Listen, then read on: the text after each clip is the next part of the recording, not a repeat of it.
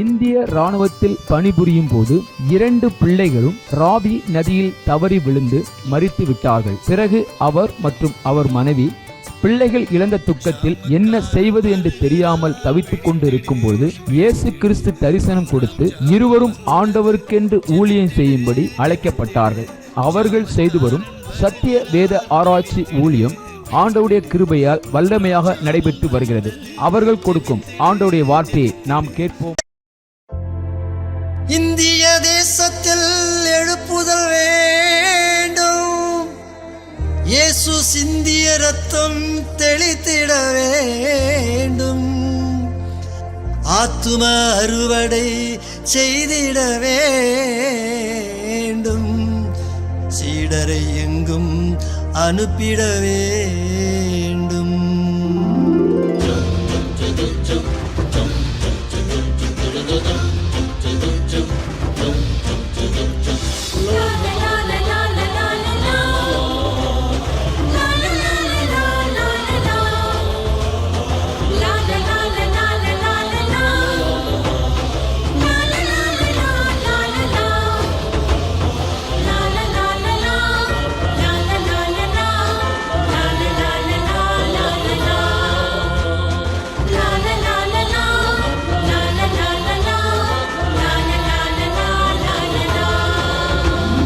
சிலுவை கொடி பறக்கட்டும், சீயோன் ராஜா வருகிறார். சிலுவை கொடி பறக்கட்டும், சீயோன் ராஜா வருகிறார். சிங்கம் போல நடந்திடு, சிறுநரிகள் ஓடிடும். சிங்கம் போல நடந்திடு, சிறுநரிகள் ஓடிடும். இந்தியாவில் வாழ்கின்ற மக்கள் ஒன்று கூடணும். இந்தியாவில் வாழ்கின்ற மக்கள் ஒன்று கூடணும். இமய முதல் குமரி வரை ஜெபாவி பொழியணும். இமய முதல் குமரி வரை ஜெபாவி பொழியணும். இமய முதல் குமரி வரை ஜெபாவி பொழியணும். சிலுவை கொடி பறக்கட்டும், சீயோன் ராஜா வருகிறார். சிலுவை கொடி பறக்கட்டும், சீயோன் ராஜா வருகிறார். சிங்கம் போல நடந்திடு, சிறுநரிகள் ஓடிடும். சிங்கம் போல நடந்திடு, சிறுநரிகள் ஓடிடும்.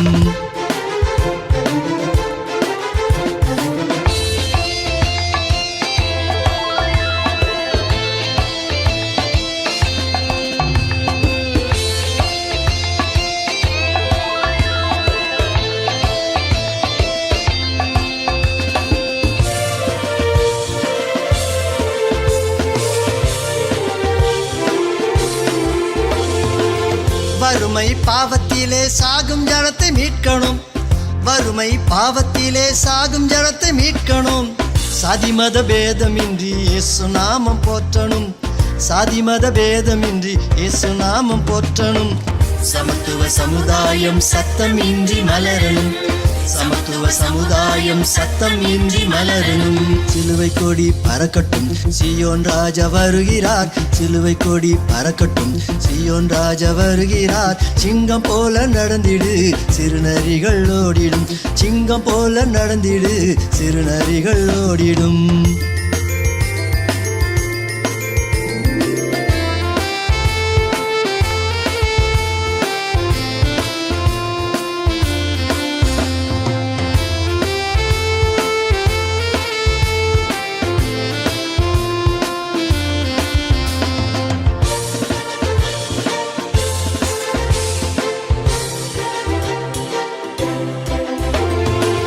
சீடனும் ஜாமக்காரன் யுத்த வீரன் எழுமணும். சீடனும் ஜாமக்காரன் யுத்த வீரன் எழுமணும். நாடெங்கும் நற்செய்தி திருவசனம் விதைக்கணும். நாடெங்கும் நற்செய்தி திருவசனம் விதைக்கணும். நாளிடம் எங்கும் இயேசு திருநாமம் தொனிக்கணும். நாளிடம் எங்கும் இயேசு திருநாமம் தொனிக்கணும். சிலுவை கொடி பறக்கட்டும், சீயோன் ராஜா வருகிறார். சிலுவை கொடி பறக்கட்டும், சீயோன் ராஜா வருகிறார். சிங்கம் போல நடந்திடு, சிறுநரிகள் ஓடிடும். சிங்கம் போல நடந்திடு, சிறுநரிகள் ஓடிடும்.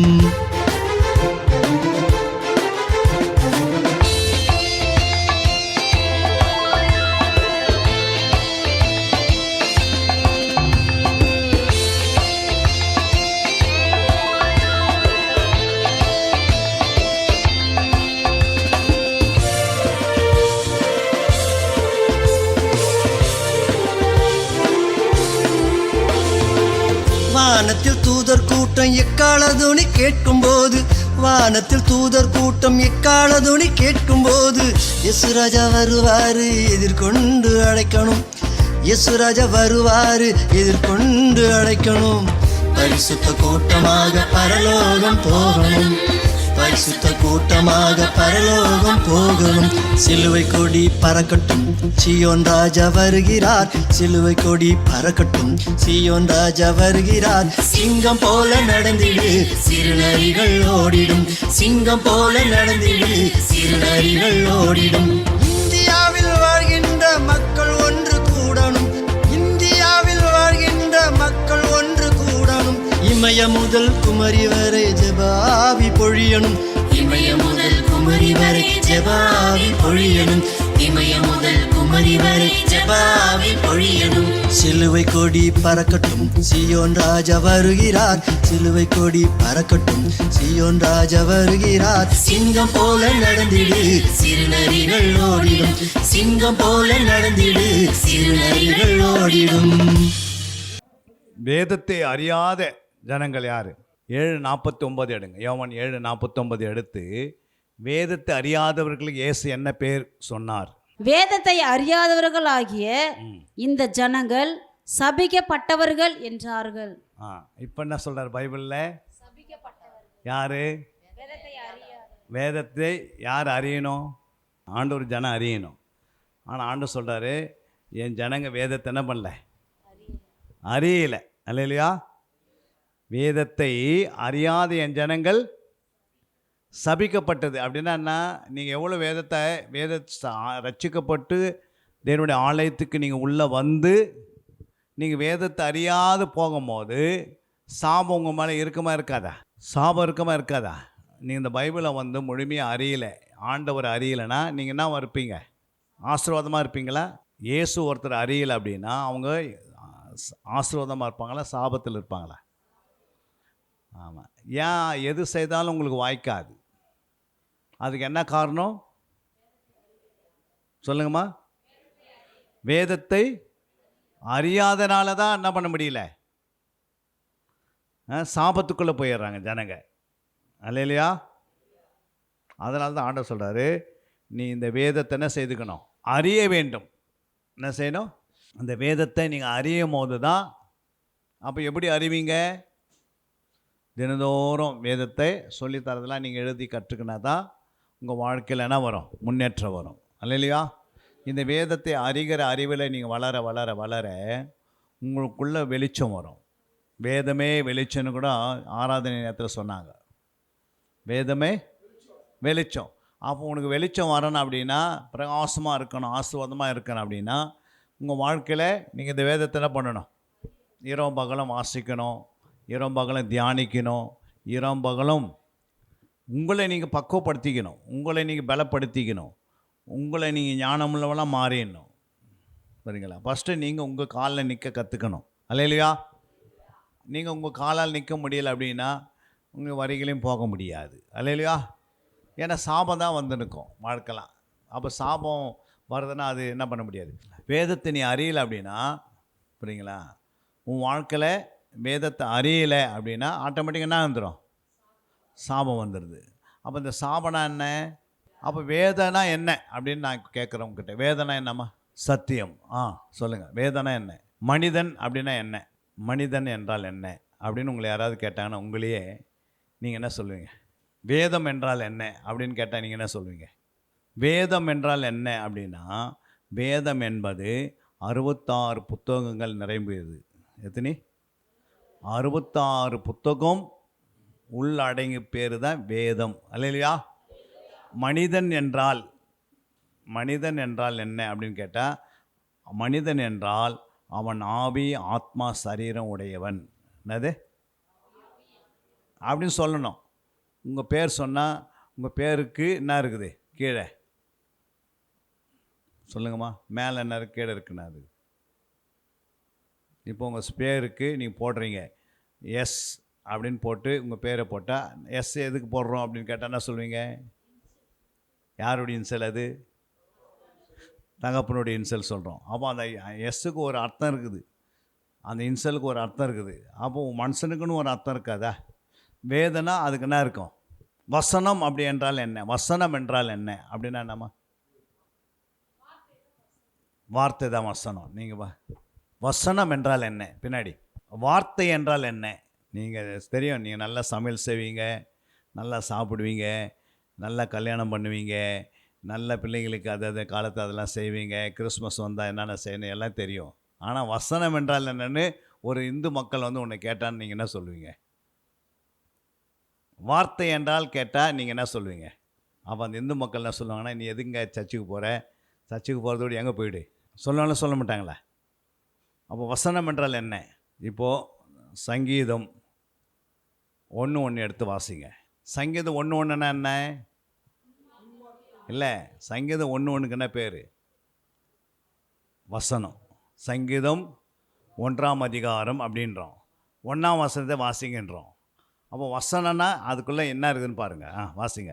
துன்மார்க்கனுடைய ஆலோசனையில் நடவாமலும் பாவிகளுடைய வழியில் நில்லாமலும் பரியாசக்காரர் உட்காரும் இடத்தில் உட்காராமலும் கர்த்தருடைய வேதத்தில் பிரியமாயிருந்து இரவும் பகலும் அவருடைய வேதத்தில் தியானமாயிருக்கிற மனுஷன் பாக்கியவான். 1ஆம் வசனம் சொல்லுது, துன்மார்க்கனுடைய ஆலோசனையில் நடவாமலும். துன்மார்க்கன் என்ன போட்டுக்குது ஃபஸ்ட்டு? அடுத்தது பாவிகள். ஃபஸ்ட்டு துன்மார்க்கன் அது ஒன்று போட்டு இருக்குன்னு அடுத்தது என்ன போட்டுக்குது?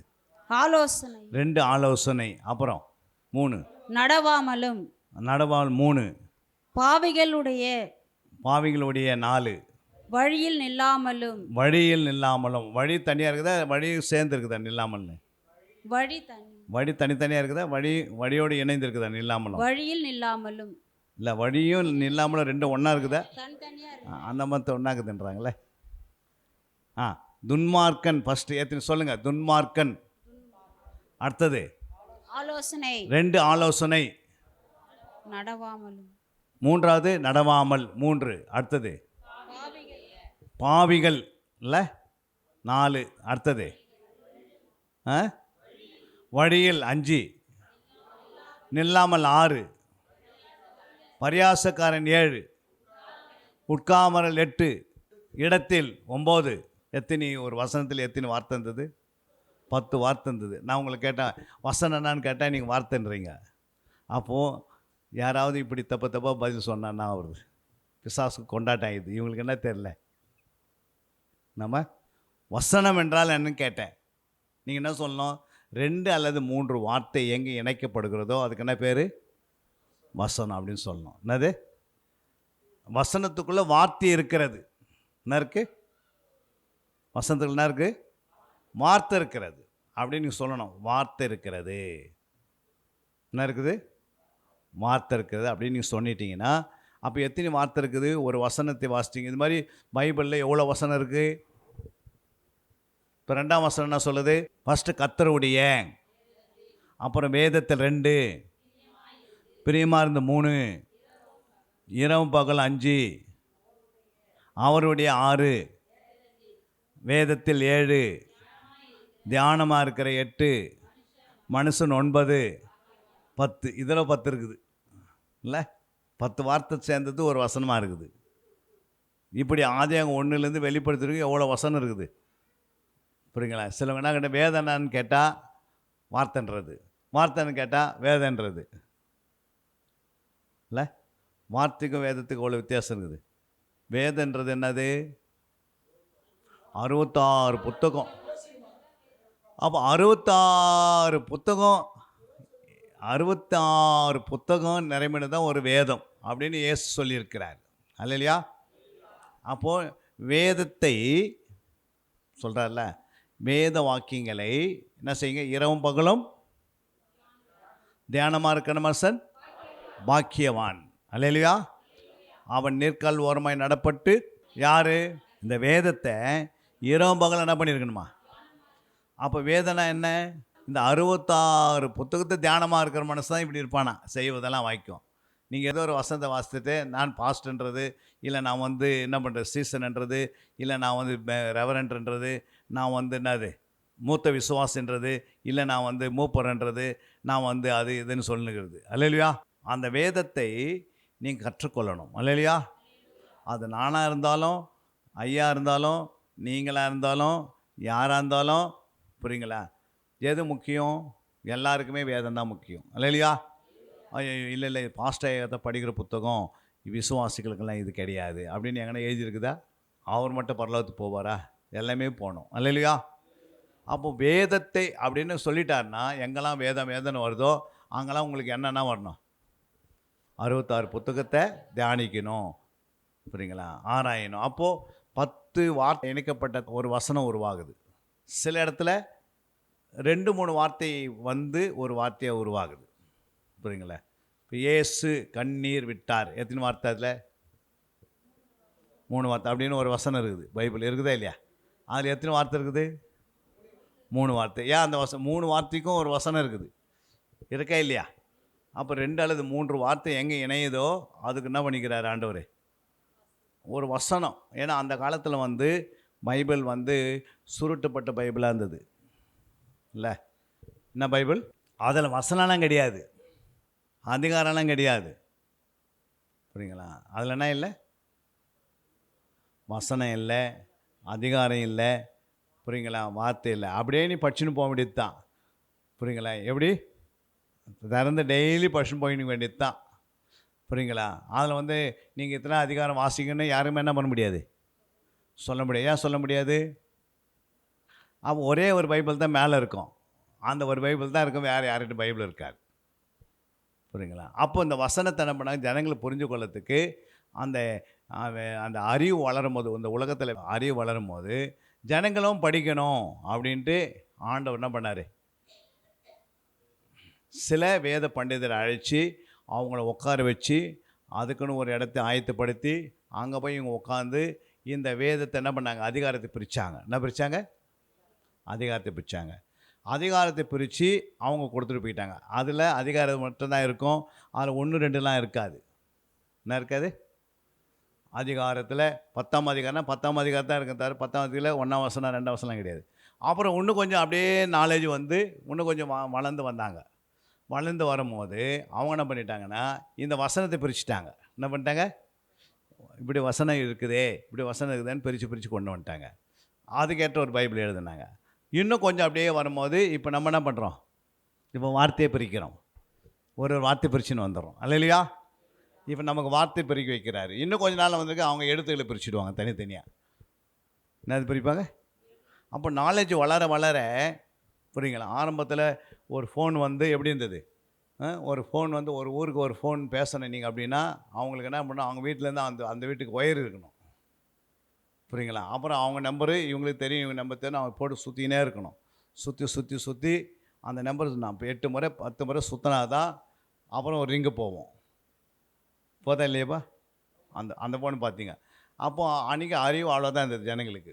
அப்போ அதுக்கு முன்னாடி அறிவு இல்லாத இருந்தாங்க. அன்றைக்கி ஃபோன் இல்லாத என்ன பண்ணாங்க, ஃபோன் இல்லாத காலத்தை என்ன பண்ணாங்க, நேராக ஆளை விட்டு அனுப்பி என்ன பண்ணுவாங்க, அந்த வீட்டுக்கு என்ன பண்ணாங்க, தகவல் சொல்லுவாங்க. புரியுங்களா? அப்போது அந்த ஆளே இல்லாத நாளத்தை என்ன பண்ணாங்க, அப்போ என்ன அது 2வது என்ன நடந்தது, ஊருங்களில் வந்து எல்லாருக்கும் வந்து மெசேஜ் சொல்ல முடியாது, வீடு வீடாக போய். அப்போ அவங்க என்ன பண்ணாங்க, கொஞ்சம் மாட்டுத்தோல் எடுத்து ஒரு மோளை மாதிரி அடித்து அப்புறம் அவங்க சொல்லுவாங்க, இது மாதிரி தமிழ்நாட்டில் இது மாதிரி எலெக்ஷன் வரப்போகுது இந்த டேட்லன்னு. அவன் என்ன பண்ணுவான், ஊராக ஒருத்தர் அடிச்சுனே வருவார். அவங்க அது அடிக்கும் போது எதுவும் உங்கள் ஊரில் நடக்குதுன்னு சொல்லுவாங்க. சொன்னாங்களே இல்லையா? அதுக்கு என்ன சொல்லுவோம், அந்த ஆளுக்கு தண்டாரம். அப்போ ஏதோ அவங்க வந்து மெசேஜ் பாஸ் பண்ணுவாங்க.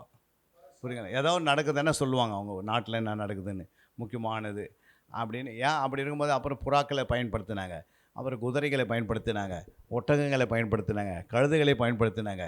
ஏன்னா அவங்கவுங்களுக்கு அந்தந்த காலத்தில் அறிவு அவ்வளோதான் இருந்தது. அப்போ அறிவு வளர வளர வளர, புரியுங்களா, அறிவு வளரும் போது என்ன ஆச்சு, ஒயர் போட்டு இந்த ஃபோன் என்ன ஆயிடுச்சு, ஒரு ஊர்லேருந்து இன்னொரு ஊருக்கு ஒயர் இருந்ததில்ல, அந்த ஒயர் என்ன ஆயிடுச்சு, கட்டாயி ஒயர்லெஸ்ஸாக மாறிச்சு. ஒயர் இருந்தது, அதுக்கு லெஸ் பண்ணிட்டாங்க, ஒயர் எடுத்துட்டாங்க. இப்போ டைரெக்டாக என்ன பண்ணுறது, அப்புறம் என்னாச்சு, ஃபோனாக மாற்றி அப்புறம் அந்த ஃபோனு ஒரு 25 கிலோ 10 கிலோ 15 கிலோ இருந்தது. நாங்கள் வந்து மிலிட்ரியில் இருக்கும் போது 35 கிலோ இருக்கும் ஒரு ஃபோனு. எவ்வளோ? 35 கிலோ தூக்கினேன் நாங்கள். 5 கிலோ மட்டும் தான் பேச முடியும், அது கூட அந்த ஃப்ரீக்குவன்சி வச்சு கரெக்டாக பேசுவோம். அப்போ நாங்கள் தூக்கின்னு மேட்டு மேலே ஏறி நின்னா தான் அவங்களுக்கு கேட்கும் 5 கிலோமீட்டர் பேசுறதுக்கு. இப்படி நாடுகள். இப்போ என்ன ஆச்சு, ஃபோனு அப்புறம் கொஞ்ச நாள் செங்கல் மாதிரி வந்தது, அப்புறம் அதோடய கம்மியாக வந்தது, அப்புறம் அப்படியே வந்து என்ன ஆயிடுச்சு, இப்போ தட்டே ஆயிடுச்சு. அப்போ ஃபோனில் அப்போ பார்த்த டிவி எப்படி இருந்தது, டிவி எப்படி வந்து பின்னாடி பக்கம் அப்படியே ஒரு புனல் மாதிரி பெருசாக நிற்கும், புரியுங்களா? அதை அந்த லைட் இருந்தால் தான் பார்க்க முடியும். அப்போ மனுஷனுடைய அறிவு கனமாக இருந்ததுனால அதுமாதிரி ஐட்டம் உண்டாயிடுச்சு, புரியுங்களா? மனுஷனுடைய மூளை ரொம்ப ஷார்ப்பாக ஆங்கன்னாச்சு. இங்கேருந்து அமெரிக்காவுக்கு போகிறதுக்கு எத்தனை நாளில் போயிடுறாங்க? ஒரு 24 மணி நேரத்தில் எங்கே போய் இறங்கிறாங்க? அமெரிக்காவுக்கு போகிறாங்க. அந்த காலத்தில் மாட்டு வண்டி எடுத்துக்கு நம்ம புறப்பட்டால் எங்கே போய் சேருது? சென்னைக்கு சேர்த்துக்கே எத்தனை நாள் ஆகும் இல்லை? அப்போ இந்த அறிவு வளர அதே மாதிரி தான் வேத அறிவு வளரணும். கிறிஸ்துவர்களுடைய வேத அறிவு வளர்ந்தால் தான் கிறிஸ்து வளரும், இயேசு வளருவார், இயேசுடைய ராஜ்யம் கட்டப்படுது, புரியுங்களா? இன்னும் அதே மாதிரி கிறிஸ்துவங்க எப்படிங்கிறாங்கன்னா, இன்னும் வசனம்னான்னு தெரிய உட்காந்துக்கிறாங்க, இன்னும் வேதனான்னு தெரியல, வார்த்தைனான்னு தெரியல, வேதத்தை அறியாதவங்களுக்கு என்ன பனிஷ்மெண்ட் கிடைக்கணும் அது தெரியல. சட்டத்தை எழுதி ஆண்டவர் என்ன பண்ணிட்டார்? பைபிளில் சட்டத்தை எழுதி வச்சுட்டாரு, வேதத்தை ஒருத்த அறியலாம் அவங்க சாபத்தில் இருப்பாங்கன்னு. நீ எவ்வளோ ஜெபம் பண்ணாலும் வேதத்தை அறியாத வரைக்கும் அந்த என்ன பண்ணோம், அந்த சாபம் உன் மேலே இருக்கும். நீ வேதத்தை அறிஞ்ச பிறகு சாபம் ஒன்று விட்டு வெளியே போயிடுது. அப்போ இந்த இயேசு சொன்ன அந்த வசனம் நம்ம படிக்காதனால எத்தனை சபைகளில் விசுவாசிகள் சாபத்தில் இருக்கிறாங்களா இல்லையாப்பா? புரியுங்களா? ஏன்னா தேவனை அறிகிற அறிவு இல்லாதனால என் ஜனங்கள் சங்காரமாகிறார்கள். அப்போ யார் சங்காரமாகிறது?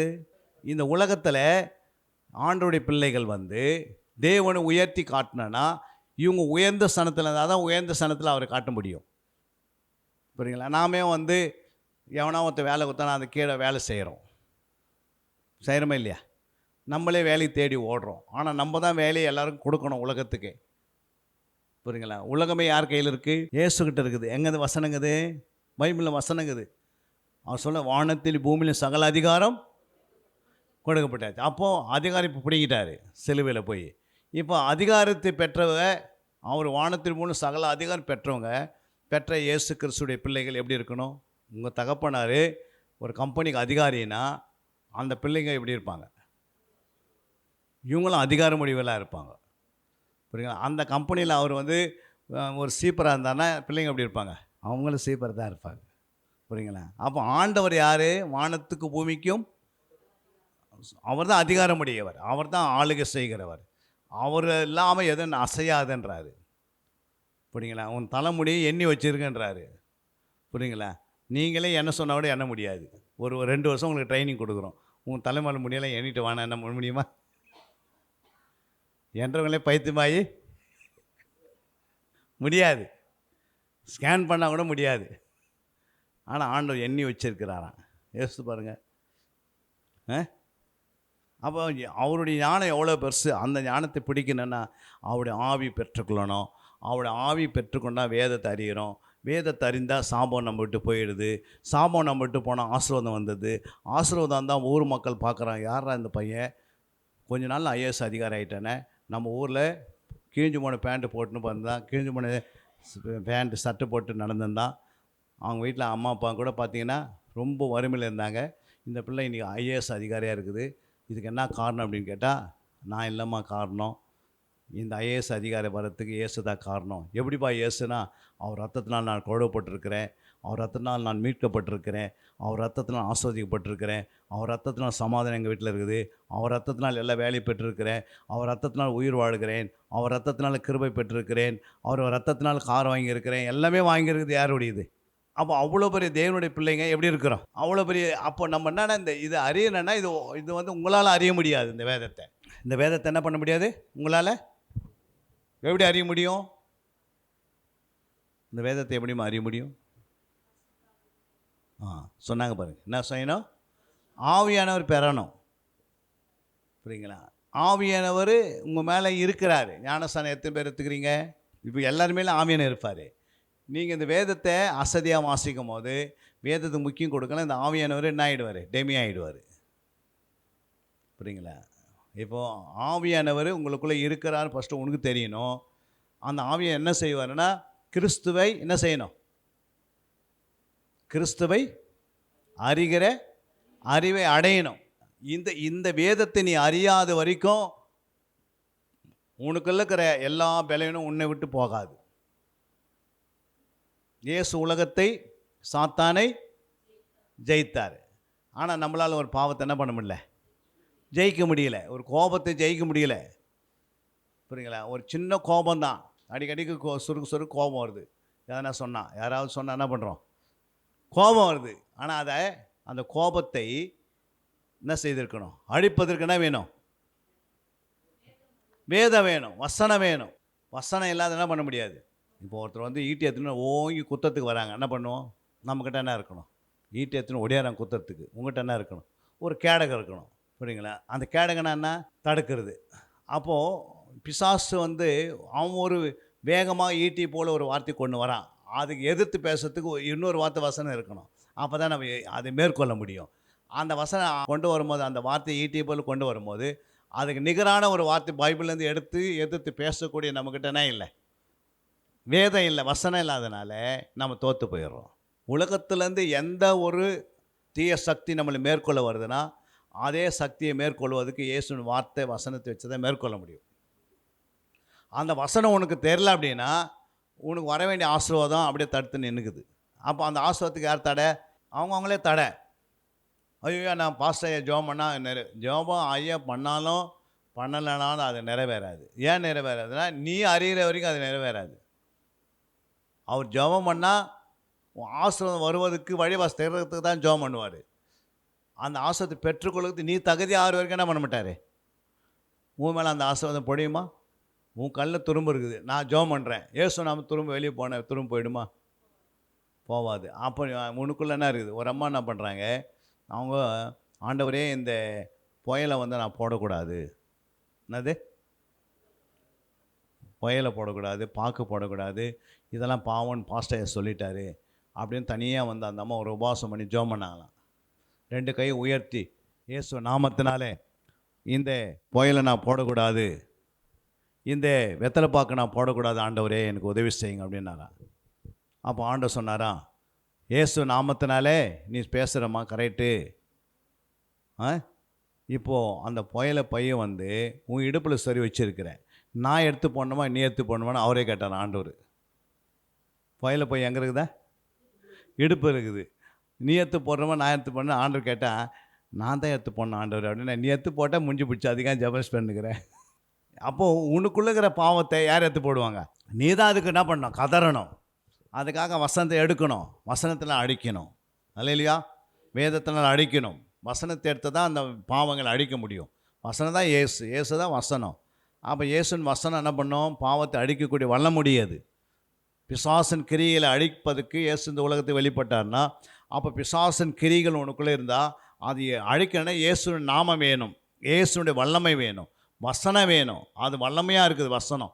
அந்த வசனம் இருப்புற கருக்குள்ள பட்டயமாக இருக்குது. அது எடுத்து உள்ளே வைக்காத அந்த என்ன பண்ணாது, அது வெளியே அந்த பாவத்தினுடைய சுபாவம் வெளியே போகாது. புரியுங்களா? போமாப்பா.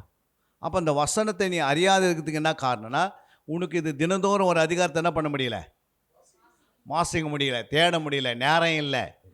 நியாயம் இல்லை அப்படின்னா பிசாசு உன் கண்ணை என்ன பண்ணிட்டான், குருடாக்கி நீ சும்மா அப்படியே சர்ச்சுக்கு வர வேண்டியது, சண்டே ஒரு பைபிள் எடுத்துன்னு வர வேண்டியது, சண்டேயில் அப்படியே ஜெபம் பண்ண வேண்டியது, அப்படியே போயிட வேண்டியது. ஏன்னா ஆத்மாவே கர்த்தர் சோத்து, அடுத்த வாரம் வர வேண்டியது. அவன் வாழ்க்கையில் முன்னேற்றம் இல்லை, இருக்கிற சுபம் அப்படியே இருக்குது. உன்னே ஒருத்தர் பார்க்குறாரு, இவர் சர்ச்சுக்கு போகிறாரு, ஆனால் இவர் வந்து மனைவி அடிக்கிறாரு, இவரே தண்ணி அடிக்கிறாரு, இவரே சீட்டாரத்தில் நிற்கிறாரு, இவரே வந்து பார்த்திங்கன்னா சண்டை போடுறதுல இவர் முதல் இடமா இருக்கிறாரு. புரியுங்களா? இவர் எங்கே பார்த்தாலும் என்ன பண்ணுறாரு, போய் பேசுகிற நம்பர் 1 இருக்கிறாரு அப்படின்னு யார் பார்க்குறது? அந்த தெருவில் இருக்கிற மக்கள்லாம் பார்க்குறாங்க, சொந்த பந்தெல்லாம் பார்க்குறாங்க. இவருக்குள்ளே வந்து சர்ச்சுக்கு போகிறாரு, இவருக்குள்ளே எந்த சுபாவம், இவருக்குள்ளே எந்த மாற்றமே இல்லையே, இந்த அம்மாக்குள்ளே எந்த மாற்றமே இல்லையே அப்படின்னு யார் பார்க்குறது? உன்னை சுற்றி இருக்கிற மக்கள் பார்க்குறாங்க. அப்புறம் நீ போய் இயேசு நல்லவர் அப்படின்னா அவங்க என்ன சொல்லுவாங்க, ஃபஸ்ட்டு நீ நல்லவனாக மாறினா தான் நான் வருவேன் அப்படின்றாங்க. என்னது, இயேசு நல்லவர் எனக்கு தெரியும்பா, ஆனால் நீ என்ன மாறல, நீ இன்னும் நல்லவனாக மாறாத வரைக்கும் நான் என்ன பண்ண முடியாது, நான் வர முடியாது. அதெல்லாம் நான் என்ன பண்ணுவேன், நீ பரலோகம் போவாத நான் தடுத்துருவேன் உன்னை. எப்படி? நீ எனக்கு இடலாக இருக்கிற, நீ வந்து ஒருத்தருக்கு இடலாக இருந்தால், இடலாக இருக்கிறவருக்கு என்ன சொன்னார் ஆண்டவர், நீ மற்றவர்களுக்கு உன் சுபாவம் மாறாமல் நீ தப்பு பண்ணுறதெல்லாம் மற்றவங்க பார்த்துனே இருக்கிறாங்க, உன்னை பார்த்து அவங்க இயேசுக்குள்ளே வராது இருக்கிறதுக்கு நீ ஒரு இடரலாக இருக்கிற. அப்போ இடரலாக இருந்தால் அதுக்கு பேர் என்னது? ஐயோன்னு அது பேர் யாருக்கு? இப்போ நீ ரட்சிக்கப்பட்டிருக்கிற, ஆனால் 4 பேர் ரட்சிக்கக்கூடாதபடிக்கு தடையாக இருக்கிறன்னா அவங்க பரலோகம் போக முடியாததுக்கு தடையாக இருக்கிறதுக்கு யார் காரணம்? அப்போ நீங்களும் போக முடியாது அந்த இடத்துக்கு, அவங்க எடுத்துன்னு போயிடுவாங்க உன்னை. ஏன்னா கணக்கு கேட்பார் பிசாசு மேலே போன பிறகு, புரியுங்களா? இவர் ரட்சிக்கக்கூடாதபடிக்கு யார் தடையாக இருந்தது? ரட்சிக்கப்பட்டவங்க. அப்படி யாருன்னா பிசாசாங்க, பிசாசு நிற்பான் ஜட்ஜ்மெண்ட்டில். அல்லேலூயா. அப்போ அதுக்கு தான் கிறிஸ்துவுடைய ஜீவி எப்படின்னா, நீ என்னைக்கு ஞானஸ்தானம் எடுத்துட்டியோ அன்னிலேருந்து நீ இந்த உலகத்தை என்ன செய்யணும்? வெறுக்கணும். என்ன செய்யணும்? இந்த உலகத்தை நீ வெறுக்கணும். நீ யாரையுமே அதிகமாக என்ன பண்ணக்கூடாது? நீ யாரையும் அதிகமாக நேசிக்கக்கூடாது. ஆண்டவரை தவிர நீ அதிகமாக நேசிக்கக்கூடாது. எல்லாரையும் நேசிக்கணும். ஆனால் அதை காட்டிலும் யாரை அதிகமாக நேசிக்கணும்? வாசிங்க அந்த வசனத்தை. 10:37, மத்தேயு 10:37. தகப்பனையாவது தாயையாவது என்னிலும் அதிகமாக நேசிக்கிறவன் எனக்கு பாத்திரன் அல்ல. மகனையாவது மகளையாவது என்னிலும் அதிகமாக நேசிக்கிறவனுக்கு எனக்கு பாத்திரன் அல்ல. ஏன் தகப்பனையாவது தாயாவது எண்ணிலும் அதிகமாக நேசிக்கக்கூடாது சொல்கிறாரு? மகனையாவது மகளையாவது எண்ணிலும் அதிகமாக என்ன பண்ணாது? நேசிக்க. ஏன் சொன்னார் இந்த வார்த்தை ஆண்டவர்? அப்படி நீ நேசித்த அவருக்கு என்ன இல்லை? இடரல். பாத்திரவான இல்லை. பாத்திரவான என்ன? அவர் பிள்ளையா இல்லை. நீ யாராவது அவரை காட்டினே நீ அதிகமாக யாராவது நேசித்துட்டுனா, புரியுங்களா? நீ யாராவது அதிகமாக நேசிச்சு உங்கள் வீட்டில் அம்மா அப்பா ஆண்டவரை காட்டில் அதிகமாக நேசிச்ச நீ அவருக்கு என்ன இல்லை? பாத்திரவான இல்லை. அல்லேலூயா. நீ அவர் பிள்ளையாவே இல்லை. அல்லேலூயா. ஏன் அந்த வார்த்தை சொன்னார்? இல்லை, ஏன் அதுமாதிரி சொல்கிறாரு? இப்போ நீங்கள் வந்து உனக்கு ஒரு வீட்டை கட்டி கொடுத்து, உன்னை பெற்று எடுத்து, உனக்கு ஒரு வீட்டை கட்டி, உனக்கு ஸ்கூலுக்கு போக வைத்து, உன்னுடைய சரீரத்தை சுத்திகரித்து பண்ணி, உன்னை வளர்த்து, உன்னை உருவாக்கி, புரியுங்களா, உன்னை நடத்தி கொண்டு வந்த உன் தாயை அதிகமாக நேசிக்கணும்னா நேசிக்கக்கூடாது? இப்போது உங்களை அதிகமாக உனக்கு பெற்று வளர்த்து உன்னை உருவாக்கி ஸ்கூலுக்கு அனுப்பி கால் கழுவி உன்னை எல்லாத்தையும் பண்ணி உனக்கு உடையில எடுத்து கொடுத்து உனக்கு கல்யாணம் பண்ணி எல்லாத்தையும் செய்து அவங்கள அதிகமாக நேசிக்கணுமா நேசிக்கக்கூடாதுன்னு கேட்குறேன். வசனம் இருக்குது. ஆனால் ஏன் அது மாதிரி ஆண்டவர் சொல்கிறாருன்னா, உன்னை விலை கொடுத்து வாங்கிட்டாரு. நீ உங்கள் அப்பா அம்மா எவ்வளோ தான் உன்னை வந்து உருவாக்கி உன்னை நல்லா ஒரு பெரிய வேலை வாங்கி கொடுத்து எல்லாம் செய்தாலும் நீ என்னைக்கு மறைத்தால் நரகத்துக்கு போயிடுவேன். ஆனால் உன்னை கர்த்தர் வெளியேற்பட்ட ரத்தத்தை அனுப்பி பாவ மன்னிப்பு உனக்கு உண்டாக்கி உன்னை மீட்டெடுத்து அவருடைய பிள்ளையாக மாற்றிட்டார். உன்னை விலை கொடுத்து வாங்கிட்டார். இப்போ நான் ஒருத்தர், நீ வந்து ஒரு பொருளை வந்து ஒரு கோடி ரூபாய்க்கு ஒரு பொருளை வாங்கிட்ட பிறகு அந்த பொருளை உன்னுடையதாக இருக்குமா, இல்லை அது மறுபடியும் வாங்க நான் எங்கேருந்து வாங்கிட்டு வந்தியோ அந்த இடத்துக்கு நான் போயிடுறேன் அப்படின்னு சொல்லிட்டு போமா? நீங்கள் 1 கோடி ரூபாய்க்கு ஒரு பொருளை வாங்கிட்டீங்க, எடுத்து வீட்டில் வச்சு அது பேசுது, நான் இப்போ நான் எந்த இடத்துக்கு போக போகிறேன் அந்த கடைக்கு அப்படின்னு சொன்னால் நீங்கள் என்ன சொல்லுங்கள்? அது பேசுறதா இருந்தால் கூட அது சொல்லுவீங்க, நான் உன்னை விலை கொடுத்து வாங்கிட்டேன், இன்னிலேருந்து நீ எனக்கு சொந்தம். புரியுங்களா? இனிமேல் அது அவனுக்கு நீ தான் இல்லை. அப்போ ஆண்டவர் வந்து உன்னை விலை கொடுத்து வாங்கிட்ட பிறகு நீ ஆண்டவர் சொந்தம். நீ இப்போ யாருக்கும் சொந்தம் கிடையாது. அதனால தான் என்னை அதிகமாக நேசித்துட்டு நீ எல்லோரும் கம்மியாக நேசிக்கோ. எல்லோரையும் நீ நேசிக்கணும். அதை காலையில் என்னை அதிகமாக நேசித்துரு முதல்ல. புரியுங்களா? அப்படி ஆண்டவர் என்ன பண்ணுறாரு, உன்னை விலை கொடுத்து வாங்கிட்ட பிறகு நீ மறுபடியும் அவங்களே நேசித்துருந்தா என்ன ஆகும்? இப்போ யூதாஸ் வந்து ஆண்டவர் விலை கொடுத்து வாங்கிட்டாரு. அவன் அதிகமாக பணத்தை நேசித்தான். என்ன நிலமாச்சு? ஆண்டவர் விலை கொடுத்து வாங்கிட்டார். நீ எனக்கு இருந்து ஸ்ரீசர்பா, இனிமேல் என் கொடுத்தா இருக்கணும் நீ அப்படின்னு கொண்டு வந்துட்டார். இப்போ அவனை பணத்தை பொருள் அதிகமாக நேசித்தான். என்ன நடந்தது? அவனே ஒரு கயிறு எடுத்துக்கின்னு எங்கே போயிட்டான்? ஏன்னா அந்த பண ஆசை யாருடையது? அப்போ பிசாசு சொல்லிட்டான், நான் அவரை காட்டில் நிறைய பணம் உனக்கு தரேன், நிறைய நான் வேலை தரேன் உனக்கு, 24 மாதம் சண்டே கூட விட்டுரு, நீ எல்லாம் வேலைக்கு வந்துனே இருன்னா அப்படியே நீ ஒரு நாள் கயிறு எடுத்துன்னு போயினே இருக்க வேண்டியது தான். ஒன்று கரெக்டாக போட்டுருவான். கெச் போட்டானா பிசாசு, அது பிறகு அதுலேருந்து வெளியே வரவே முடியாது. அதனால தான் பிசாசு தந்திரம் உள்ளவன். இன்றைக்கி நிறைய ஊழியர்களையும் விசுவாசிகளையும் கெச் போட்டு கரெக்டாக தூக்கின்னு போயிடுவான். ஏன்னா அவங்ககிட்ட ஒன்றுமே சரக்கு இல்லை, சத்தியம் இல்லை, வசனம் இல்லை, ஜபம் இல்லை, அவங்களோட ஆவியானவர்கள் எதுவுமே இல்லை. சும்மா வர வேண்டியது போக வேண்டியது. ஐயா தான் போவார், வரிகளை போனால் ஒரு ஆள் தான் போக முடியும். அல்லையா? இது நிச்சயம் ஆண்டோடைய வருகை மிக சமயமாக இருக்குது. புரியுங்களா? என்னைக்கு நீ ரட்சிக்க உன் ஞானஸ்தானம் உனக்கு கொடுத்தாச்சோ அன்னிலேருந்து உன் சபை உனக்கு முக்கியம், உனக்கு உன் மேய்ப்பர் முக்கியம், உனக்கு வேதம் முக்கியம், உனக்கு உபவாசம் முக்கியம், உனக்கு ஜெபம் முக்கியம். நான் செத்தாலும் இங்கே தான் சாமம் அப்படின்ற அளவுக்கு நீங்கள் இருந்தால் தான் கர்த்தர் உன்னை உயர்ந்த ஸ்தானத்தை கொண்டு போயிடுவார். அல்லேலூயா. உயர்ந்த ஸ்தலத்தில் உன்னை கொண்டு போகணுன்னா அவருடைய பாதத்தை பிடிச்சி உக்காந்திக்கணும். புரியுங்களா? நீ அவரை விட்டுவிட்டு உபவாசம் அன்னைக்கு பார்த்தா ஆளே காணும். சண்டே பார்த்தா லேட்டாக வர்றது. அப்புறம் வெள்ளிக்கிழமை இரவு ஜெபம்னா என்ன பண்ணுறது? ஆளே காணும். நடு ராத்திரியில் நீ மறந்து தூங்கின எடுக்கிற கட்டில் மேலே. அப்போ சாசம் உன் மேலே அமுக்குவானா? யார் மேலே அமுக்குவான்?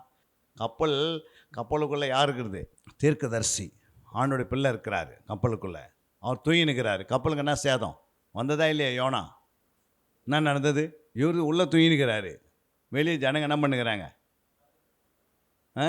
புயல் வருது, பயங்கரமான புயல் வந்தது. எல்லாம் என்ன பண்ணாங்க? அவங்களாம் சறுக்கெல்லாம் தூக்கி கீழே உள்ளே போட்டுக்கிறாங்க. புரியுங்களா? இவர் 3வது மாடியில் போய் என்ன பண்ணுகிறாரு? கீழ்த்தட்டில் போய் படுத்து தூங்கினுக்கிறாரு. அல்லேலூயா. அப்போது ஒரு சபையில் ஜெபம் நடந்துருக்கும் போது ஒருத்தர் வீட்டில் தூங்கியிருந்தான்னா இரவு ஜெபம் நடந்துருந்தா எப்படி தூக்கம் வரும்? உங்கள் வீட்டில் கல்யாணம் வருதுன்னு வச்சுக்கோ, ஒருத்தர் செத்துட்டாங்க உங்கள் வீட்டில். அப்போ நீ படிக்காதுமே கட்டில் மேலே தூங்கி நிற்பியா? எல்லாம் ஊரே பார்க்கணுன்னு சொல்லி என்ன பண்ணுவேன்? அந்த பணத்துக்கு பக்கத்திலேயே உட்காந்துப்பாங்க. புரியுங்களா? இருக்கிறாங்களே இல்லையா? ஏன்னா வரவங்களாம் என்ன பண்ணுங்க, அந்த அம்மா அங்கே தான் உட்காந்துருந்தாங்க, என்னைக்கு உட்காந்துக்கிறாங்க. அவர் இறந்துட்டார், இப்போ ஏஞ்சி யார்கிட்டையும் பேச முடியாது. ஆனால் இப்போ உலகத்துக்கு சாட்சிக்கு என்னது பண்ணுறது? அங்கே போய் உட்காந்துப்பாங்க. அதை காட்டிலும் ஜெபம் எவ்வளோ முக்கியம்? இரவு ஜெபம். அதை காட்டிலும் உபவாசம் எவ்வளோ முக்கியம்? அதை காட்டிலும் வேதப்பாடம் எவ்வளோ முக்கியம்? அதை காட்டிலும் சண்டே ஆலயம் எவ்வளோ முக்கியம்? அதை காட்டிலையும் தேவ சமூகம் எவ்வளோ முக்கியம்? புரியுங்களா? இப்படி நீ நினச்சாதான் ஆண்டவரை, அப்போ தான் ஆண்டவர் உனக்கு இறங்கி எல்லா வேலையும் செய்ய ஆரம்பிச்சிடுவார். அல்லேலூயா. நீ செய்வதெல்லாம் வாய்க்க எப்போ ஆரம்பிக்கணும்? இப்போ அப்போ தான் ஆரம்பிக்கும். அது வரைக்கும் நீ ஒன்றுமே ஆண்டவர்கிட்ட நன்மை பெறவே முடியாது. புரியுங்களா? ஒரு எஜமானுக்கு நீ உண்மை உத்தமனா இல்லை அப்படின்னா, புரியுங்களா, உனக்கு எப்படி சம்பளத்தை கொடுக்க முடியும்? நமக்கு எஜமானி யார்? அப்போ அந்த எஜமானுக்கு எப்படி இருக்கணும்? மாசிங்க அந்த வசனத்தை 15:15 யோவான் 15:15 சொல்ல பாருங்கள். இனி நான் உங்களை ஊழியக்காரன் என்று சொல்லுகிறதில்லை. ஊழியக்காரன் தன் எஜமான் செய்கிறதை அறிய மாட்டான். நான் உங்களை சிநேகிதர் என்றேன், ஏனெனில் என் பிதாவினிடத்தில் நான் கேள்விப்பட்ட எல்லாவற்றையும் உங்களுக்கு அறிவித்தேன். அல்லேலூயா. அப்போது எஜமான் செய்கிறது யாருக்கு தெரியும்? ஊழியக்காரனுக்கு தெரியும். யாருக்கு தெரியும்? எஜமான் செய்கிறது யாருக்கு தெரியும்? எஜமான் செய்கிறது, ஒரு கம்பெனியில் எஜமான் இருக்கிறான்னு வச்சுக்கோ, அந்த எஜமான் என்னென்ன செய்கிறான்னு யாருக்கு தெரியும்? சிநேகத்துன்னு மட்டும்தான் தெரியும். அல்லேலூயா. வேலைக்காரனுக்கு உள்ளக்கிறதுக்கு என்ன தெரியாது? ஏன்னா வேலைக்காரன் என்ன பண்ணுறோம்? கூலிக்கு அவர் வேலை செய்துட்டு போயிடுவார். புரியுங்களா? அப்போ நம்ம ஆண்டவருக்கு என்ன இருக்கணும்? சிநேகத்தை மாறணும். அல்லேலூயா. ஆபிரகாம் என்ன பண்ணார்? சிநேகிதனாக மாறினார். ஆபிரகாம் சிநேகிதனாக மாறினால்தான் ஆபிரகாமுக்கு லோத்து சோதம் பட்டணத்தை அழைக்க போகிறேன்னு சொல்லும் போது ஆண்டவர் ஆபிரகாம் என்ன பண்ணல? சோதம் பட்டணம் அடிக்கும் போது அதை மறைக்கலை. வந்து ஆபிரகாமுக்கு சொல்கிறார், இது மாதிரி என்ன ஆகுது, நான் இந்த தேசத்தை அடிக்க போகிறேன். உடனே என்ன பண்ணுறாரு ஆபிரகாம்? 50 நீதிமானம் தான் அடிப்பீரோ? அப்போ ஆபிரகாம் யார்? 2:20 நீங்கள் வாசித்தீங்கன்னா, யாக்கோபு 2:20 வாசிங்க. வீணான மனுஷனே, கிரிகளில் இல்லாத விசுவாசம் செத்ததென்று நீ அறிய வேண்டுமோ? நம்முடைய பிதாவாகிய ஆபிரகாம் குமாரன் ஈசாக்கை பலிபீடத்தின் மேல் செலுத்தின போது கிரிகளினாலே அல்லவோ நீதிமானாக்கப்பட்டான். விசுவாசம் அவனுடைய கிரிகளிலோடு கூட முயற்சி செய்து கிரிகளினாலே விசுவாசம் பூரணப்பட்டதென்று காண்கிறாயே. அப்படியே ஆபிரகாம் தேவனை விசுவாசித்தான், அது அவனுக்கு நீதியாக எண்ணப்பட்டது என்கிற வேத வாக்கியம் நிறைவேறிற்று. அவன் தேவனுடைய சிநேகிதன் எண்ணப்பட்டான். அல்லேலூயா. அல்லேலூயா. யார் சிநேகிதனே? அப்போ ஒரு சிநேகிதனா எப்படி இருக்கணும்? மறைச்சாரா? அவர் என்ன சொன்னார்? உன் பிள்ளைய கொண்டு போய் என்ன பண்ணி எனக்கு? உடனே என்ன பண்ணிட்டாரு? போய் அம்மா ஒய்ஃபுக்கெல்லாம் சொல்லலை. சிநேகிதன் யாருக்கிட்ட சொல்ல மாட்டாங்க. உயிரை கொடுத்து கூட என்ன பண்ண மாட்டாங்க? தயங்க மாட்டாங்க. அப்போது மகனுடைய உயிர் போனாலும் என் எஜமானி எனக்கு என்ன பண்ணுவார்? அதே பிள்ளை வெட்டி போட்டாலும் மறுபடியும் உயிரை தருவார்னு தெரியும். ஏன்னா சிநேகிதனுக்கு எஜமான் செய்யறதுல எப்படி உள்ளத்தை ஆழத்தை அறிஞ்சிக்கிறாங்க. வேலைக்காரன் வெறும் சொல்ல மட்டும்தான் அறிஞ்சு வச்சுப்பான். ஆனால் சிநேகிதன் இருதயத்தையே அறிஞ்சு வச்சுருப்பாங்க. அப்போ நீங்கள் இருதயத்தை அறிஞ்சு வைக்கிற மாதிரி கூடாதா? என்னவா? அப்போ இருதயம் எப்படி அறிவீங்க? இருதயம் என்னன்னா இந்த வேதம் தான் அவருடைய இருதயம். அல்லேலூயா. இந்த வேதம் தான் அவருடைய இருதயம். ஃபஸ்ட்டு வேதம் 66 சொன்னேன். இப்போ வேதம் தான் அவருடைய இருதயம். அந்த இருதயத்தை நீ அறிஞ்சா எஜமான் யாருன்னு தெரிஞ்சிடும். நீ சிநேகிதனை மாறிடுவ. அப்புறம் சிநேகிதனுக்கு ஆண்டவர் என்ன பண்ண விட்டார், பிதாவிடத்தில் என்னென்ன நடக்குதுன்னு எல்லாம் தேவன் அந்த அந்த சிநேகிதனுக்கு தெரியப்படுத்தினே இருப்பார். அல்லேலூயா. அப்போ நீங்கள் நல்லா சிநேகிதனாக மாறணும் ஆண்டவருக்குன்னா, நீங்கள் ஆண்டவருக்கு எப்படி இருக்கணும், சிநேகிதனுக்கு என்ன பண்ணணும். சிநேகிதனுக்கு ஊழியக்காரனுக்கு என்ன வித்தியாசம்னா, ஒரு வேலைக்காரன் அவன் பேர் தான் ஊழியக்காரன்றது. புரியுங்களா? ஊழியக்காரனா என்ன அர்த்தம், வேலைக்காரன்னு சொல்கிறாரு. புரியுங்களா? வேலைக்காரனா இந்த எஜமான ஒரு கம்பெனியில் வேலை செய்கிறாங்க, வேலைக்காரனுக்கு எதுவும் தெரியாது. அந்த வேலை கொடுத்த வேலை தான் செய்வாங்க. என்ன செய்வாங்க, என்ன ஜாப் தரமோ அந்த ஜாப் தான் செய்ய முடியும். ஆனால் அந்த சிநேகிதன் ஆகிட்டு பிறகு பாருங்கள், அந்த வேலையை நம்ம சொல்லாதே செய்வாங்க. என்னது, அவர் சொல்லாமல் இவர் செய்வார். அதுதான் வந்து என்னது, இயேசு கிறிஸ்து சொன்னார், நான் சொல்கிறேன் நீ போய் செய் அப்படின்னாரு. நான் ஃபஸ்ட்டு எப்படி செய்யணும்னு சொல்லி தராரு, அப்புறம் செய்வது கற்றுக் கொடுக்குறாரு. அல்லேலூயா. அப்போ நீங்கள் வேதத்தை அறியாமல் சும்மா சர்ச்சைக்கு வந்து உட்காந்து போகிறதுனால உங்கள் வாழ்க்கை கல்லறை வரைக்கும் தான் போவோம். நித்திய ஜீவனுக்குள்ளே போகவே போகாது. வாசிங்க அந்த வசனத்தை, யோவான் 5:19. வேத வாக்கியங்களை ஆராய்ந்து பாருங்கள், அவைகளால் உங்களுக்கு நித்திய ஜீவன் உண்டு என்று எண்ணுகிறீர்களே, என்னை குறித்து சாட்சி கொடுக்கிறவர்களும் அவைகளே. அப்போ வேத வாக்கியங்கள் என்ன பண்ணோம், ஆராய்ந்து பார்க்கணும். அப்போ ஆராய்ந்து பார்க்கணும், என்ன பலன் வருது, நித்திய ஜீவன் வருது. எப்படி நித்திய ஜீவன் வருது, இல்லை ஆராய்ந்து பார்க்குறீங்க. எதை ஆராய்ந்து பார்க்குறீங்க, வாக்கியன்றது அந்த வார்த்தைகளை. புரியுங்களா? இந்த வார்த்தை நீ வந்து ஒன்று ஒன்றா ஆராய்ந்து பார்க்கும் போது உன் வாழ்க்கையில் என்ன பண்ணுது, நித்திய ஜீவனுக்கிட்ட நெருங்குற. புரியுங்களா? ஏற்கனவே உனக்குள்ளே ஜீவன் வருது, அந்த ஜீவன் நித்திய ஜீவனாக மாற்றுறீங்க. அல்லேலூயா. அதாவது 10,000 ரூபாய் சம்பளத்துக்கு போனீங்க, இப்போ 1,00,000 ரூபாய் சம்பளம் வாங்குறீங்கன்னா அதுக்கு பேர் என்னது, பூரணம். இல்லை, ஐயோ 10 வருஷம் ஆயிடுச்சு எனக்கு 10,000 ரூபாய் கொடுத்துனுப்பாங்களா? 1ஆம் கிளாஸ் படித்த பிள்ளை சேர்த்து 10 வருஷம் ஆன பிறகு 1ஆம் கிளாஸில் படிச்சுருக்கிறது என்ன அர்த்தம், அந்த குழந்தையுடைய வளர்ச்சி குறைவாக இருக்கிறது. அதனால தான் அது 1ஆம் கிளாஸ்லேயே இருக்குது 10 வருஷமாக. அதே போல் தான் நீங்கள் நித்தியத்துக்குள்ளே போகணும் அப்படின்னா ஆராய அவரே ஆராயணும். புரியுங்களா? எப்படி ஆராயணும், வேதத்தை எப்படி ஆராயுவீங்க, தேடுவது வேறு, ஆராய்வது வேறு, தியானிப்பது வேறு. அல்லேலூயா. தேடுவதுக்கும் ஆராய்வதுக்கும் தியானிப்பதுக்கு என்ன வித்தியாசம்? ஒரு ஏழை விதவை 2 வெள்ளிக்காசை தொலைச்சிட்றாங்க.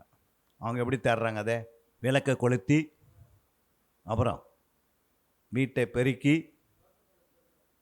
அப்போ பெருக்கி அப்புறம் பெருக்கி என்ன பண்ணுறாங்க, விளக்கை கொளுத்த பிறகு வெளிச்சம் தெரியுது, அந்த வெளிச்சத்தில் பெருக்கிறாங்க. அப்போ அந்த காசு எங்கன்னு கண்டுபிடிக்கிறாங்க. அப்போ நீங்கள் வேதத்தை சும்மாடி படிச்சிருந்தாலாம் வராது. புரியுங்களா? அப்போ முழுமையாக தேடி பார்க்கணும், வேதத்தை தேடணும், 66 புத்தகத்தை தேடணும், ஜோடிகள் கிடைக்கும். ஆராய்வது எப்படி, எப்போதான் ஆராய்ந்து பார்த்துருக்குறீங்களா? உங்கள் வீட்டில் பொருள் தொலைஞ்சிட்டா,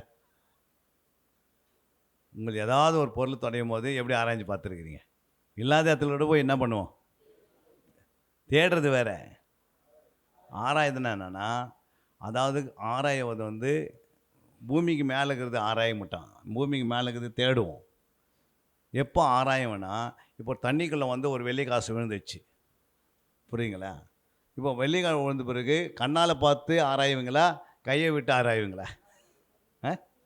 கண்ணால் பார்த்தா தண்ணிக்குள்ளே தெரியுமா, எப்படி தெரியும்? கையை விட்டு எங்கே இருக்குதுன்னா பண்ணுவோம். அது மாதிரி வேதம் வந்து ஆழத்தில் போயிடுச்சு. வாசிங்க அந்த வசனத்தை, 1 Corinthians 2:10 எப்படி ஆராயும் பாரு. நமக்கோ தேவன் அவைகளை தமது ஆவியினாலே வெளிப்படுத்தினார், அந்த ஆவியானவர் எல்லாவற்றையும் தேவனுடைய ஆழங்களையும் ஆராய்ந்திருக்கிறார். பாருங்க, அப்போ அந்த ஆவியான உனக்குள்ள வந்தால் நீயும் தேவனுடைய ஆழங்களை என்ன பண்ணிப்பேன், தேவனுடைய ஆழங்களை. அப்போ அது ஆழத்தில் இருக்குது, இது வந்து மேலே இல்லை தேடுவது. அப்போ ஆழத்தில் இருக்கிறத ஆராய்ந்து பார்க்கணும், அப்போ நித்திய ஜீவன் கிடைக்குது. அப்போ வேதத்தில் வந்து தேடும் போது என்ன ஆகுது, நம்ம கண் திறக்கப்படுது. இப்போ எப்படி பாருங்கள், வேத வாக்கியங்களை ஒருத்தர் அறியலை அப்படின்னா அதுக்கு என்ன பேர், அதுக்கு என்ன பனிஷ்மெண்ட்டு? வேத வாக்கியங்களை அறியாமல் இருக்கிறதுக்கு என்ன பேர்? இப்போ நீ ஆராயும் போது இந்த விஷயம் உனக்கு தெரிய வந்துடுது. ஐயோ இப்படி ஆராய்ந்த இந்த இடத்துல வந்து இப்போ வேதத்தை நான் ஆராயலை அப்படின்னா, இயேசு சொல்லிட்டு போனார், வேத வாக்கியங்களை ஆராய்ந்து பாருன்னாரு. நம்ம வேதத்தை ஆராயறதுனால நம்ம சாபத்துக்குள்ளே போயிட்டோம். அப்போது நம்ம நித்திய ஜீவன் கிடைக்க வேண்டியதுல கிடைக்காது போயிடும். அப்போ ஆண்டோட வசனம் நம்ம என்ன செய்கிறோம், வசனம் நம்ம பண்ணோம். இப்போ அது குறித்து தெரியல. இப்போ அது குறித்து வசனம் என்ன செய்யணும் அது சொல்லிக்கிது பாருங்க. யோவான் 12:40. ஒருவன் என் வார்த்தைகளை கேட்டும் விசுவாசியாமற் போனால் அவனை நான் நியாய தீர்ப்பதில்லை. நான் உலகத்தை நியாய தீர்க்க வராமல் உலகத்தை ரட்சிக்க வந்தேன். என்னை தள்ளி என் வார்த்தைகளை ஏற்றுக்கொள்ளாதவனை நியாய தீர்க்கிறதொன்கிறது நான் சொன்ன வசனமே அவனை கடைசி நாளில் நியாயம் தீர்க்கும். அப்போது நியாயம் எது தீர்க்கும்? நியாயம் எது தீர்க்கும்? உங்களை நிற்க வச்சுட்டு நான் இந்த வசனம் எழுதி உங்கள் கையில் கொடுத்தேன், நீ இதை வச்சு என்ன பண்ணிட்டு வீட்டில் இந்த பைபிளை ஒரு நாள் திறந்து பார்க்குறதில்ல, இதை தேடுதில்ல, தியானிப்பதில்ல, ஆராய்வதில்ல. நான் சொன்னதெல்லாம் நீ செய்யாதனால இந்த வசனமே உன்னை என்ன பண்ணிடும், வசனம் பேசிடும், நீ நரகத்துக்கு போமா அப்படின்றோம். புரியுங்களா? அப்போது அந்த நேரத்துக்கு இந்த வசனம் சொல்லிடும், வசனம் பேசும். ஏன்னா வசனம் ஜீவன் இருக்குது, உயிர் இருக்குது. அப்போ அந்த வசனம் பேச ஆரம்பிச்சிடும். அப்போ நீ இந்த வசனத்தை நீ இந்த வசனத்தைப்படி வாழ கற்றுக்கல அப்படின்னா, வசனத்தின்படி வாழாதவங்க எதுக்கு சர்ச்சைக்கு வர்றது? சர்ச்சில் இருக்கிற ஆத்மாவோட கெட்டு போயிடும். அல்லையா? நீங்கள் கெட்டு போய் இருந்தீங்கன்னா அந்த கெட்டு போன சரீரத்தை ஆத்மாவை புதுப்பிக்கிறதுக்கு தான் வசனம் இருக்குது. ஆனால் அதே வசனத்தை நீங்கள் விட்டுட்டு மறுபடியும் கெட்டு போன இது அப்படியே வச்சுன்னு இருந்தீங்கன்னா, நீ யாருக்கிட்டலாம் பேசுகிறீங்க கொரோனா மாதிரி தொத்தினுக்கும் அவங்க மேலே. அப்புறம் சர்ச்சை முழுமையாக சண்டை இருக்கும், சர்ச்சையிலே பிரிவினை இருக்கும், சர்ச்சைக்குள்ளேயே ஒரு கலகம் இருக்கும், சர்ச்சைக்குள்ளேயே ஒரு சண்டை போடுவீங்க, ஒரு சர்ச்சைக்குள்ளேயே ஒருத்தர் என்ன பண்ணுவீங்க, பெருமை வந்துடும், மேட்டி வந்துடும். என்னை வந்து மைக் கொடுக்கலன்னுவீங்க, எனக்கு வந்து எடுத்து என்ன பண்ணல, எனக்கு சாட்சி கொடுக்கலன்னுவீங்க, எனக்கு பாட்டு கொடுக்கலன்னுவீங்க. தேவையில்லாத காரியங்கள்லாம் சண்டை போட்டு இருக்கிற ஆத்மா ஒன்றுன்னா வெளியே போவாங்க. அதுக்கு யார் காரணம்? அவங்களே காரணம். ஏன்னா வசனம் உங்களை புதுப்பிக்கிறதுக்காக சபை எதுக்கு? உன்னை பரலோகத்தில் கொண்டு போய் சேர்ப்பது தான் சபை. அந்த சபையில் ஒரு மேய்ப்பர் இருந்தால் தான் உங்களை வழிநடத்தி அந்த மேய்ப்பர் கீழ்ப்படிந்து வாழ்ந்தீங்கன்னா பின்னாடி வருகளை போக முடியும். நீங்கள் ஏதோ ஐயாவுக்கு அட்னஸ் கொடுக்கறதுக்காக இங்கே வந்து போனீங்கன்னா நீங்கள் வருகளை போகவே முடியாது. ஆலயம் எதுக்கு? கர்த்தரை ஆராதிக்க. வேறு ஆலயம் எதுக்கு? உன்னை பரலோகம் கொண்டு போகிறதுக்கு. என்னது? உன்னை பரலோகம் கொண்டு போகிறதுக்கு தான் ஆலயம். ஒரு கம்பெனி எதுக்கு அப்படின்னா, ஒரு பொருளை உருவாக்கி மக்கள் கையில் கொண்டு வந்து வச்சு ஒரு செல்ஃபோனை உருவாக்கி கையில் கொடுத்தது தான் கம்பெனி. செல்ஃபோனில் உருவாக்காமல் செல்ஃபோன் கம்பெனின்னு வச்சுக்கின்னு என்ன பிரயோஜனம்? என்ன பிரயோஜனமாப்பா? நாங்கள் செல்ஃபோன் ஒன்று கூட உருவாக மாட்டேங்குது. இது வரைக்கும் நாங்கள் எல்லாம் ஃபோனை ரெடி பண்ணிட்டோம், ஆனால் பேசினா மட்டும் பேச மாட்டேங்குது அப்படின்னு என்ன பண்ண முடியாது? கம்பெனி மூடுறான்வாங்க இல்லை? அப்போது ஒரு சபை வந்து பரலோகம் போகிறதுக்காக ஆயத்தம் ஆகலை அப்படின்னா அப்போ சபை எதுக்கு? ஆலயம் எதுக்கு? ஆலயத்துக்கு எதுக்கு வரோம்? நம்ம ஆலயத்துக்கு எதுக்கு வரோம்? பரலோகம் போகிறதுக்கு தான் ஆலயத்துக்கு வரோம். வேறு எங்காவது நீங்கள் போய் பரலோகம் போக முடியாது. ஒரே இடம் எங்கே போக முடியும்? ஆலயத்துக்கு. பரலோகம் போனோன்னா ஆலயத்துக்கு வந்திருக்கணும். ஆலயத்தில் வந்து மேய்ப்பருக்கு கீழ்ப்படிந்து மேய்ப்பர் சொல்லுவதெல்லாம் நீ கவனமாக கேட்டு நடந்தீங்கன்னா வாழ்க்கையில் வரிகளை போயிடலாம். பைபிள் படினா எனக்கு அதெல்லாம் தெரியாது அப்படின்னு நீங்கள் சொல்லக்கூடாது. புரியுங்களா? அப்போ உங்கள் கையில் 1000 ரூபாய் கையில் கொடுத்தா அதுவும் எனக்கு தெரியாதுன்னு சொல்லிட்டு அது கீழே போட்டு போயினே இருந்தீங்கன்னா ப்ராப்ளம் கிடையாது. அந்த 1000 ரூபாய் மட்டும் நமக்கு என்ன தெரியுது? 1000 ரூபாய் நம்ம கையில் கொடுத்தா 5 கிலோ சிக்கன் வருதுன்னு தெரியுது 1000 ரூபாயில். ஆனால் ஆண்டவர் கொடுத்த வேதத்தை சொன்னால் தெரியலன்னு என்ன அர்த்தம்? சிக்கனை உண்டாக்குனவர் உனக்கு சாப்பிட்றதுக்காக உண்டாக்குனார், ஆனால் வேதம் ஒன்று பரலோகத்துக்காக உண்டாக்குனார். வேதம் எதுக்குமா உண்டாக்குனார்? நீ ஆசீர்வாதமாக இருப்பதுக்கு தான் வேதம். புரியுங்களா? சம்பளம் வந்து கொடுக்குறாங்கன்னா அதை வாங்கி நீ சாப்பிட்லாம், எல்லாம் செய்யலாம். அதோடு போயிடக்கூடாது. இம்மைக்காக வரல, மறுமைக்காக. அப்போ தேவனுடைய ஆலயம் எதுக்காகனா உன்னை பரலோகத்தில் கொண்டு போய் நிறுத்தத்துக்கு தான். அல்லேலூயா. அதுக்கு வந்து தியாகம் பண்ணணும், அதுக்கு வந்து கீழ்ப்படியணும். மேய்ப்பருக்கு கீழ்ப்படினா என்னை கீழ்ப்படினா அவருக்கு அப்படியே அவர் சொல்கிறதெல்லாம் அப்படியே சுற்றி நிற்பீங்களே. ஒரு மேய்ப்பு என்ன சொல்லுவார்? புதன்கிழமை பாஸ்டிங் ப்ரேயரு அப்படின்னு சண்டே மெசேஜ் கொடுக்குறோம். நம்ம என்ன பண்ணுறோம்? ஃபாஸ்டிங் ப்ரேயரு அன்றைக்கி என்ன பண்ணுறோம்? ஃபாஸ்டிங் ப்ரேயர் புதன்கிழமை சொல்லியாச்சுன்னா என்ன பண்ணுன்ற சண்டே சொல்லிட்டாங்க. என்ன பண்ணோம்?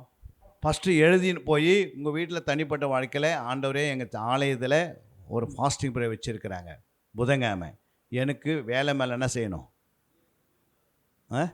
எனக்கு எஜமான் லீவு கொடுக்கணும், எங்கள் எஜமான். ஆனால் அதே காட்டில் நீங்கள் தான் உலகத்துக்கு எஜமானு. ஆண்டவரே நீர் எனக்கு அதிகாரோட எண்ணத்தில் என்ன பண்ணணும்? நான் போய் கேட்பேன், நீங்கள் என்ன பண்ணியிருக்கணும்?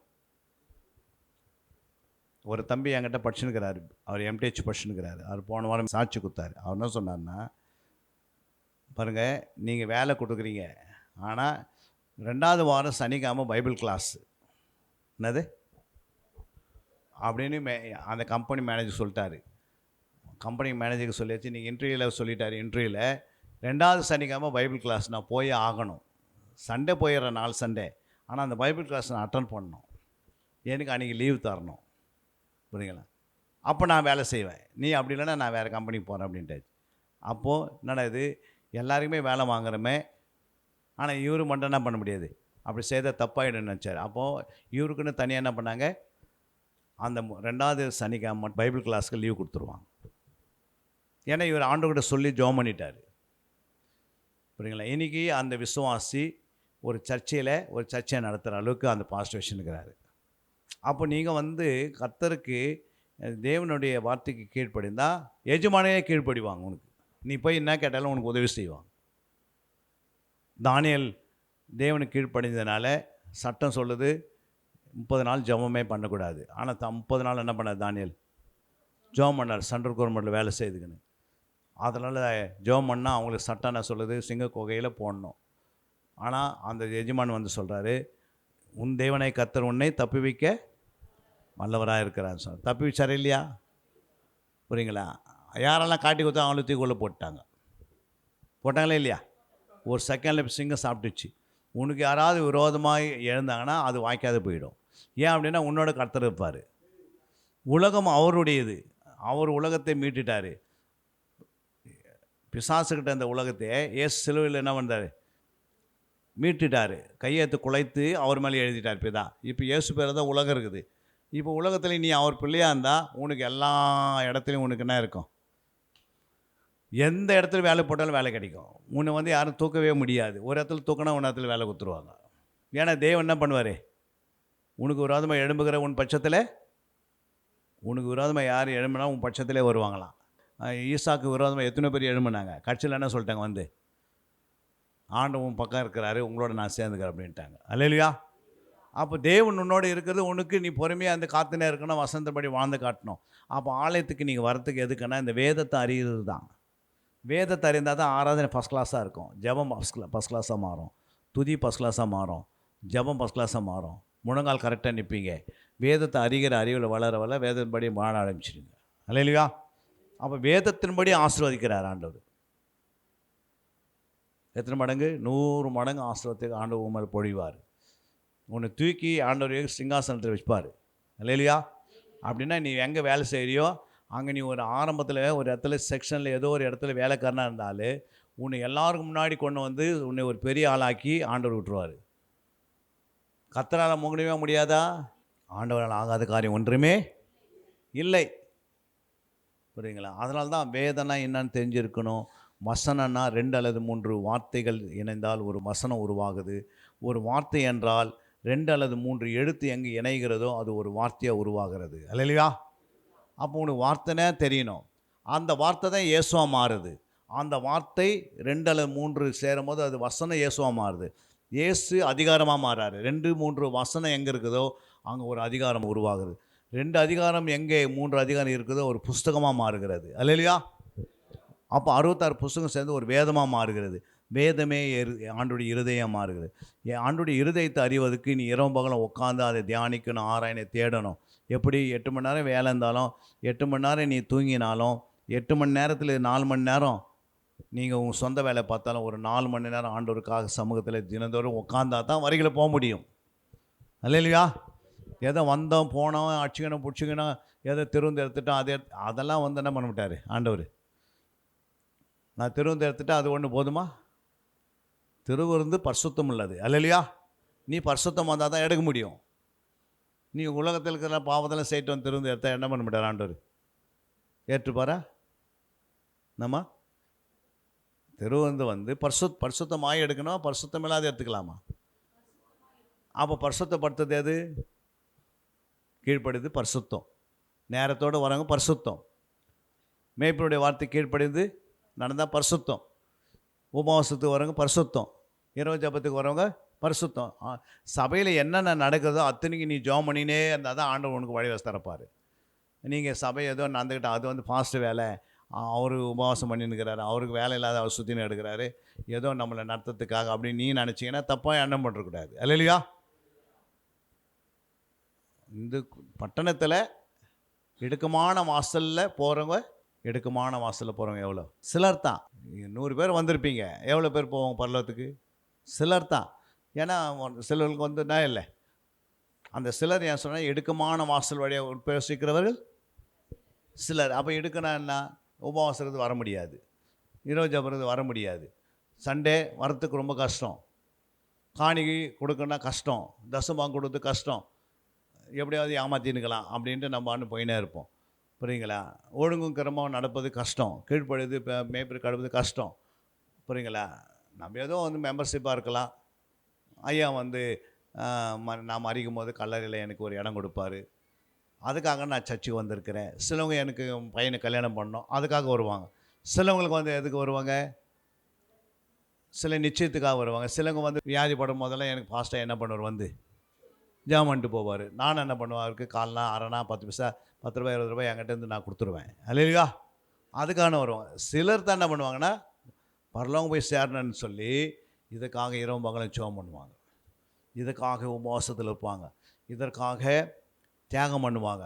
சுவிசேஷம் அறிவிக்கும் போதெல்லாம் கூட போவாங்க. சண்டே அன்னைக்கு ஒரு கூட்டத்தோடு போய் என்ன பண்ணுவாங்க, ஒரு வில்லேஜில் போய் நின்று இயேசுவை ரட்சகர்னு சொல்லுவாங்க. இந்த வேலைலாம் செய்தால் தான் வளர முடியும். முடியுமா? முடியாதா? முடியும். இல்லைங்க நான் வந்து சண்டே வந்துட்டேன் அதனால் நான் பரலோகத்துக்கு போயிடுறேன் அப்படின்னு பைபிள் எங்கன்னா எழுதிக்கிறாரா? இல்லை. நம்ம ஏமாற்றிக்க கொள்ளக்கூடாது. வசனம் உங்களை நியாயத்தீர்த்துரும். அப்போ வசனம் என்ன சொல்லுது? வசனம் என்ன சொல்லுது? அந்த 2-3 வார்த்தைகளை நீங்கள் தியானிக்கணும், தேடணும், ஆராயணும், கற்றுக்கொள்ளணும், எல்லாமே செய்யணும். அதனால தான் இங்கே என்ன போட்டிருக்குது, சங்கீதம் 1ஆம் அதிகாரத்தில் 6 வசனம் இருக்குது. அதில் 3 வார்த்தை தான் இயேசு வெளிப்படுறாரு. பண்ணுறாரு இல்லைங்களா? வழி வழி வழி என்ற வார்த்தை வந்திருக்குதே இல்லையா? பாருங்கள், சங்கீதம் 1ஆம் அதிகாரம் 1ஆம் வசனத்தில் வழி என்ற வார்த்தை வந்திருக்குதா இல்லையா? அதுக்கடுத்தது 6ஆவது வசனம் என்ன சொல்லுது? அப்போ அங்கே வழி எதை குறிக்கிறது? நீங்கள் சொல்லுங்கள். வழி எதை குறிக்கிறது? அது ஒரு வார்த்தையை குறிக்கிறது. என்ன குறிக்குது? வார்த்தை. அந்த வசனத்தில் எத்தனை வார்த்தை இருக்குது? 6ல், சங்கீதம் 1:6 எத்தனை வார்த்தை இருக்குது பாருங்கள். மொத்தம் எத்தனை வார்த்தை இருக்குது அந்த வசனத்தில்? 7 இருக்குது. அதில் எத்தனை இயேசு வெளிப்படுறாரு? 2 வழி வந்திருக்குது. அப்போ சங்கீதத்தில் 1ல் அதுலேயும் ஒரு 10 வார்த்தை வந்துருக்குது. அதில் 1 வந்து வழி, அது ஒரு வார்த்தை. இந்த வார்த்தை, இந்த 2 வார்த்தை, மொத்தம் எத்தனை வார்த்தை ஆச்சு? 3 வார்த்தை. ஏன் 3 எடுக்கிறோம்? 2 Corinthians 13:1. இன்று 3ஆம் தரம் நான் உங்களிடத்திற்கு வருகிறேன், சகல காரியங்களும் 2-3 சாட்சிகளுடைய வாக்கினால் நிலைவரப்படும். அப்போ என்ன சொல்கிறார் ஆண்டவரே? சொல்லுங்கம்மா. 2-3 சாட்சிகளுடைய வாக்கினால். அப்போ எந்த ஒரு காரியத்துக்கு எத்தனை சாட்சி வேணும்? 2-3. ஏன் 2-3 வேணும்? ஏன் ஆண்டவர் வந்து 2-3 சொல்கிறாரு பாருங்க? ஏன் 2-3னா, உலகத்தில் நீங்கள் எதனை எடுத்துக்கோ, எல்லாமே திருத்துவமாக ஆண்டவர் எழுதி வச்சுக்கிறேன். என்னது? திருத்துவம். பூமியிலையும் திருத்துவம், வானத்திலையும் திருத்துவம், உலகத்திலையும் திருத்துவம். அல்லையா? திருத்தம்னா என்ன? இந்த ஃபேனு எத்தனை ரெக்க இருக்குது இதில்? ஏன் 3 இருக்குன்னு 4 வச்சு ஏன் ஓட்டினேன்? அது ஏன் ஓட்டல? ஏன் அது சதுரமாக தான் ரெடி, ஏன் ரவுண்டாக இருக்குது? அந்த ஃபேனில் எத்தனை இருக்குது? 3 ரெக்க இருக்குது. ஏன் 3 வச்சு இருக்குது? ஏன் தேவனுடைய ஆசாரிய கூடாரம் எத்தனை பாற்றாக இருக்குது? என்னென்ன இருக்குது? ஆசாரிய கூடாரத்தில் 3 பாட்டு இருக்குது. என்னென்ன பாட்டு? 1 பலிபீடம், இன்னொன்று பரிசுத்த ஸ்தலம், 3வது. அப்போ ஏன் அது 3ஆக இருக்கணும்? ஏன் 2ஆக வச்சுக்க வேண்டியது தானே? ஏன் சிலுவையில் 3 பேர் சிலுவையில் அறையணும்? ஏன் அதில் ஒரு 2 பேர் தான் அறைய வேண்டியது தானே? ஒருத்தர் எடுத்துட வேண்டியது தானே? 2 கல்லன் ஒரு இயேசுவை அறையிறாங்க. ஏன் அங்கே 3 பேர் வைக்கிறாங்க? அதெல்லாம் வந்து ஹிஸ்ட்ரியில் போய் பார்க்கணும். புரியுங்களா? இப்போது 2 கள்ளனுக்கு வந்து எஃப்ஐஆர் போட்டுறாங்க. எஃப்ஐஆர்னு ஒன்று போடுவாங்க, தெரியுங்களா உனக்கு? அப்புறம் குற்றப்பத்திரிகை கொடுத்து அப்புறம் கோர்ட்டில் எடுத்து நிற்க வைப்பாங்க, அவங்க செய்த தவறு. அப்போது இயேசுக்கும் என்ன பண்ணிக்கிறாங்க, எஃப்ஐஆர் போட்டாங்க, புரியுதுங்களா? அவரும் ஒரு குற்றவாளின்னு என்ன பண்ணாங்க, இவர் சிலுவையில் என்ன பண்ணுவார், இவரை வந்து ஆலயத்தை 3 நாளில் கட்டிடுவார் அப்படின்னு சொன்னார், இதை இடித்து போடுங்கன்னு சொன்னார். அந்த படி எடுத்துன்னு போகிறாங்க. அப்போ அவருக்கும் எஃப்ஐஆர் போடுறாங்க, இவருக்கும் அடுத்த கல்லனுக்கும் போடுறாங்க. அப்போ 3 பேருடைய எஃப்ஐஆர் எங்கே இருக்கும்? போலீஸ் ஸ்டேஷன்லையும் இருக்கும், கோர்ட்லேயும் இருக்கும். இருக்குமா இருக்காதா? அப்போ இயேசு சிலுவைக்கு வந்தார் இல்லைன்னு யாருமே என்ன பண்ண முடியாது. சிலவங்க என்ன சொல்கிறாங்க, இயேசு கிறிஸ்து அவர் வந்து தூதனை அப்படின்வாங்க. தூதனுக்குள்ளே என்ன இருக்காது? ரத்தம் இருக்காது. என்ன இருக்காது? அப்போ இயேசு சிலுவையில் குத்தும்போது ரத்தம் வச்சே இல்லையா? வந்தது. அப்போ தூதனுக்கு என்ன பண்ண மாட்டாங்க, எஃப்ஐஆர் போட மாட்டாங்களா? போடுவாங்களா? போட மாட்டாங்க. அவர் ஹிஸ்ட்ரி வேணும். தூதன் பூமியில் பிறந்தார், இயேசு பிறந்ததுக்கு என்ன இருக்குது? ஹிஸ்ட்ரி இருக்கிறது. கிறிஸ்துக்கு பின், கிறிஸ்துக்கு முன்னு ஆண்டு பேர் வச்சார்ல. அப்போ இயேசுக்கு என்னது, நமக்கு வந்து என்னது, நமக்கு ஒன்லி கிறிஸ்துக்கு பின்னு வைக்கிறோம். கிறிஸ்துக்கு பின் 1964 எனக்கு டேட் ஆஃப் பர்த்து. எல்லாத்துக்கும் கிபின் போட்டு தான் போடணும், புரியுங்களா? ஆனால் இயேசுக்கு எப்படி, கிறிஸ்துக்கு முன் கிறிஸ்துக்கு பின்னு போட்டு 1ன்னு போட்டாங்க. அல்லேலூயா இயேசுக்கு, அல்லேலூயா. அப்போ பாருங்கள், அவர் பிறக்கிற அன்றைக்கி உலகத்தை 2ஆக பிரிக்கிறாரு, புரியுங்களா? அப்போ அவர் தெய்வம், தெய்வகுமாரனாக இருந்தார், அப்புறம் மனுஷகுமாரனாக இருந்தார், அப்புறம் தாவீதின் குமாரனாக இருந்தார். 3 வேலையை அவர் செய்கிறார் ஒரே டைமில். நீங்கள் கூட 3 வேலை செய்கிறீங்களா இல்லையா? நீங்கள் சர்ச்சில் மூப்பராக இருக்கிறீங்க, ஒரு கம்பெனியில் என்னவா இருக்கிறீங்க, ஒரு டெக்னீஷியனாக இருக்கிறீங்க, வீட்டில் பிள்ளையாக இருக்கிறீங்க. ஒரே ஆள் தான் 3 இடத்துல என்ன பண்ணுறீங்க? சர்ச்சுக்கு வந்தால் மூப்பர், வீட்டில் இருந்தால் பிள்ளை, வேலைக்கு போனால் டெக்னீஷியன் அப்படின்றாங்க, எங்களை சொல்கிறாங்க இல்லையா? அப்போ இயேசுக்கு அந்த பேர் வந்துருமா இருக்குது, தாவீதின் குமாரன், தேவகுமாரன், அப்புறம் மனுஷகுமாரன். அப்போ அவருக்கு வைக்க முடியாத பேரே உங்களுக்கு மட்டும் பேர் வச்சுக்கணா போதுமா? டெக்னீஷியனு, மூப்பர், அப்புறம் வீட்டில் நல்ல பிள்ளை அப்படின்னு பேர் வாங்கியிருப்பாங்க. சில கெட்ட பிள்ளையும் பேர் வாங்கிறாங்க, இருக்கிறாங்க இல்லையா? அப்போது இங்கே எந்த ஒரு காரியத்துக்கு 2-3 சாட்சி பைபிளில், பரலோகத்தில் 3, என்னது? பிதா, குமாரன், பரிசுத்தாவியானவர். பூமியில் மனுஷனுக்குள்ள ஆவி, ஆத்மா, சரீரம். பிசாசுக்கு கள்ள தீர்க்கதரிசி வலு சர்பம், கள்ள தீர்க்கதரிசி வலு சர்பம், அப்புறம் யார்? அந்தி கிறிஸ்து. அல்லேலூயா. பிசாசுக்கு 3ஆக வெளிப்படுறான். இதெல்லாம் உங்களுக்கு தெரிஞ்சிருக்கணும், அல்லேலூயா. அப்போ எந்த ஒரு காரியத்துக்கும் 3 ஆரம்பிக்குது. அப்போது எந்த ஒரு காரியத்துக்கும் 3 வார்த்தை, புரியுங்களா? ஒவ்வொரு அதிகாரத்துக்குள்ளும் இருக்கும். இது போய் நீங்கள் என்ன பண்ணணும், ஹோம் ஒர்க்கை தேடணும். 30 அதிகாரம் தேடி எடுத்துன்னு போனோமா சொல்லிட்டு போனோம் இல்லையா? எத்தனை பேர் தேடினீங்க? என்ன கிடச்சிதா ஏதாவது? அவங்க நோட்ஸ் எல்லாம் வந்து பின்னாடி கொடுங்க, உங்கள் நோட்ஸ் எழுதி வந்து பின்னாடி வச்சுனீங்க. அம்மா வந்து அவங்க மார்க் போடுவாங்க. என்ன தப்புன்னு, எவ்வளோ தப்பு இருக்குதுன்னு தப்பெல்லாம் திருத்திடுவாங்க. இங்கேயே உங்களுக்கு திருத்தி இங்கேயே கொடுத்துருவோம். அப்போது ஒரு 24 கிளாஸ் இருக்குது. ஒரு பிடிஹெச் படிக்கிறதுக்கு நான் போய் பெங்களூரில் கிட்டத்தட்ட ஒவ்வொரு கிளாஸுக்கு போகும்போது 3000 ரூபாயிலேருந்து 5000 செலவு பண்ணி படிச்சுட்டு வந்தோம். ஏதோ வந்து நான் ஏதோ போய் அப்படியே நடந்து போயிட்டு வரல, அல்லையா? இங்கேருந்து பெங்களூருக்கு போய் 7 வருஷம் படித்தோம். நீங்கள் பைபிள் கிளாஸ் இங்கேயே வந்துருச்சு, நம்மளால் என்ன பண்ண முடியல. பைபிள் எங்கே வந்துருச்சு? காலேஜே சர்ச்சுக்குள்ளேயே வந்துருச்சு. ஆனால் நம்மளால் என்ன பண்ண முடியல. ஏன்னா உங்களுக்கு என்ன இல்லை, அதனுடைய அருமை தெரியாது, புரியுங்களா? அதனுடைய விளைச்சல் தெரியாது, அதனுடைய மேன்மை தெரியாது. அப்போ நம்மளும் ஏதோ வந்தோம், ஐயோ ஏதோ நடத்திட்டு போகிறாருன்னு. எல்லா பைபிள் கிளாஸ் மாதிரி இந்த பைபிள் கிளாஸ் கிடையாது, புரியுங்களா? இந்த பைபிள் கிளாஸுக்கும் எல்லா பைபிள் கிளாஸுக்கும் வித்தியாசம் இருக்குது.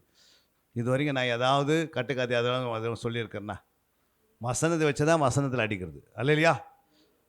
முள்ளால் எடுக்கணும். அப்போ வசனத்தை வச்சு தான் பிசாசு எடுக்க முடியும். வசனப்படி வாழ்ந்தால் தான் நமக்கு சமாதானம். அப்போ இந்த வசனத்தை நீ கற்று தேர்றதுக்கு ஆவியானவனுக்கு உதவி செய்வார். 2வது மேய்ப்பர் உதவி செய்வார். 3வது யார் உதவி செய்து? எங்களை போல போதகர் வந்து உங்களுக்கு உதவி செய்து உங்களை உருவாக்குறாங்க. ஒரு ஆளுக்கு 1000 ரூபாய் ஃபீஸ் கொடுக்குன்னா என்ன பண்ண முடியும் உங்களால்? கிளாஸுக்கு ஒரு ஆள் கூட உட்காந்துருக்க முடியாதுங்க, அல்லையா? இலவசம்னா தான் என்ன பண்ண நம்ம ஆளுங்க, ஐயா இலவசம் சொன்ன பிறகு உடனே என்ன பண்ணுவீங்க? ஓ நல்லா இருக்குது அப்படின்னு. ஆனால் ஹோம் ஒர்க் யார் எடுக்குது? கிரையை செலுத்தம் இல்லாமல் என்ன கிடைக்காது? கிரையை செலுத்தாமல்னா கிடைக்காது. பலன் கிடைக்காது. எல்லா ஆசீர்வாதம் எனக்கு வந்துடுது. நீ கிரையை செலுத்தினா அது யாருக்கு வரும்? உனக்கு வரும். கொடுங்கள் அப்போது உங்களுக்கு கொடுக்கப்படும். இதெல்லாம் வந்து கற்றுக்கணும், இதெல்லாம் தேரணும், இதெல்லாம் மெயின்டைன் பண்ணணும். ஒரு லீடர் உருவாக்கணும், ஹோம் ஒர்க் எடுக்கணும், உட்காரணும். இது மாதிரி பைபிளில் 3 பேர் உட்காந்து பைபிள் என்ன பண்ணணும்? சண்டே முடிஞ்ச பிறகு ஒரே ஓட்டம் பைபிள் தூக்கி வீட்டுக்கு ஓட்டக்கூடாது. பைபிள் கிளாஸ் படிக்கிறவங்களாம் உட்காந்து நீங்கன்னா நான் எடுத்துன்னு சொல்லி டிஸ்கஸ் பண்ணி உட்காந்து சேர் போட்டு மாலை பிள்ளைங்க என்ன பண்ணோம்? வேதத்தை எனக்கு வந்து இந்த அதிகாரத்தில் இப்படி ஒரு வார்த்தை வந்தது, உனக்கு என்ன வந்தது, உனக்கு என்ன வந்ததுன்னு என்ன பண்ண நீங்கள்? புரியுங்களா? நம்ம சர்ச்சையில் வந்து என்ன பண்ணுறோம்? இதெல்லாம் கேட்குறது கிடையாது. சாப்பிட்டியான்னு கேட்குறது, அப்புறம் எங்கே போயிட்டு வந்த வரலாம் அப்படின்னு கேட்குறது. தேவையில்லாதெல்லாம் கேட்டு என்ன பிரயோஜனம்? தேவையானது அதான் லூக்கா 12:22.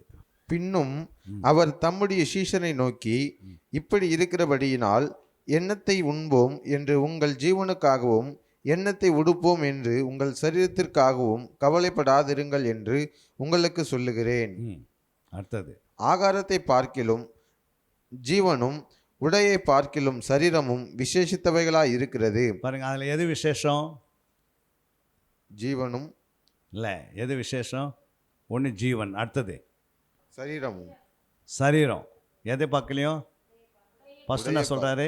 ஆகாரத்தை பார்க்கிலும் ஜீவனும். அப்போது கல்யாண வீட்டுக்கு போகிறதே காட்டிலையும் பைபிள் கிளாஸுக்கு வர்றது ஜீவன் கிடைக்கும். கல்யாண வீட்டுக்கு போனால் ஆகாரம் கிடைக்கும், நல்லா சாப்பிட்டு வந்து படுத்து தூங்கினுக்கலாம். ஆனால் வரைகள் ஒன்றும் போக முடியாது. போக முடியுமாப்பா? ஆனால் எத்தனை பேர் பைபிள் கிளாஸ் விட்டு கல்யாணத்துக்கு போகிறாங்க? எத்தனை பேர் பைபிள் கிளாஸ் விட்டுட்டு ஏதோ நிச்சயத்துக்கு ஓடுறாங்களா இல்லையாம்மா? பெரிய பெரிய புது புடவெல்லாம் கட்டின்னு ஓடுறாங்க. அடுத்த வசனம் சொல்லுது பாருங்க, உடையை பார்க்கிலும் சரீரம் விசேஷித்தவைகளாய் இருக்கிறது. அப்போ எது முக்கியம்? சரீரம். உடை. நிறைய பார்த்தீங்கன்னா சரவணா போயிட்டு துணி எடுத்து போட்டால் தான் கிறிஸ்மஸ் நடக்குன்றாங்க. ஆனால் உனக்கு கொடுத்த சரீரத்துக்கு என்ன பண்ணுறதில்ல? உடைக்கு டைம் கொடுக்குறாங்க பாருங்க. அந்த உடை கட்டின்னு வரத்துக்கே டைம் பார்த்தீங்கன்னா 1.5 மணி நேரம் 2 மணி நேரம் ஆகுது. புரியுங்களா? கல்யாணத்தில் பார்த்தீங்கன்னா ஒரு ட்ரெஸ்ஸு ஃபஸ்ட்டு போடணும், அப்புறம் ரிசப்ஷனுக்கு இன்னொரு ட்ரெஸ்ஸு போடணும், அப்புறம் நைட் படுக்கிறதுக்கு 3ஆவது ட்ரெஸ் போடணும், அப்புறம் காலையில் எழுந்துக்கிறதுக்கு 4ஆவது ட்ரெஸ்ஸு போடணும். என்னங்க ஐயா, இதை தான் கரெக்டாக சரீரத்தை காட்டிலும் உடைக்கு முதல்ல எடுத்து கொடுத்துட்றாங்க. அது எது விசேஷம்? சரீரம் விசேஷம். சரீரம் என்பது ஆவி ஆத்மா சக்தி இணையுது. ஜீவன் என்பது ஆத்மாவை குறிக்கிறது. இல்லையா? வசனங்கள் எடுத்து நீ ஆத்மா வைக்கிற அது புதுப்பிக்கப்படும். அப்போ ஆண்டவர் சொல்கிறாரு, ஃபஸ்ட்டு என்ன சொன்னார்? ஆகாரத்தை பார்க்கிலும் ஜீவன். புரியுங்களா? ஆகாரத்தை பாருங்கள், 4 மணி நேரம் செய்வாங்க உட்காந்திங்கன்னு. கறி குழம்பு, முட்டை குழம்பு, அந்த குழம்பு, எந்த குழம்பு. ஐயோ கிறிஸ்மஸ் அது வந்துச்சு, இதுக்கு தான் முக்கியம் கொடுப்பாங்க. புரியுங்களா? இருக்கிற அந்த ஹோட்டலில் வாங்கினா தான் நல்லா இருக்குது, இந்த ஹோட்டலில் வாங்கினா தான் நல்லா இருக்குது, கரெக்டாக சொல்லுவாங்க. கேட்டு பாருங்கள். ஆனால் ஜீவனை குறித்து கேட்டு பாருங்கள். நித்தியத்துக்கு போகிறதுக்கு என்ன செய்யணும்னா என்ன சொல்லுவாங்க? நித்தியத்துக்கு போகிறதுக்கு வேத வாக்கியங்களை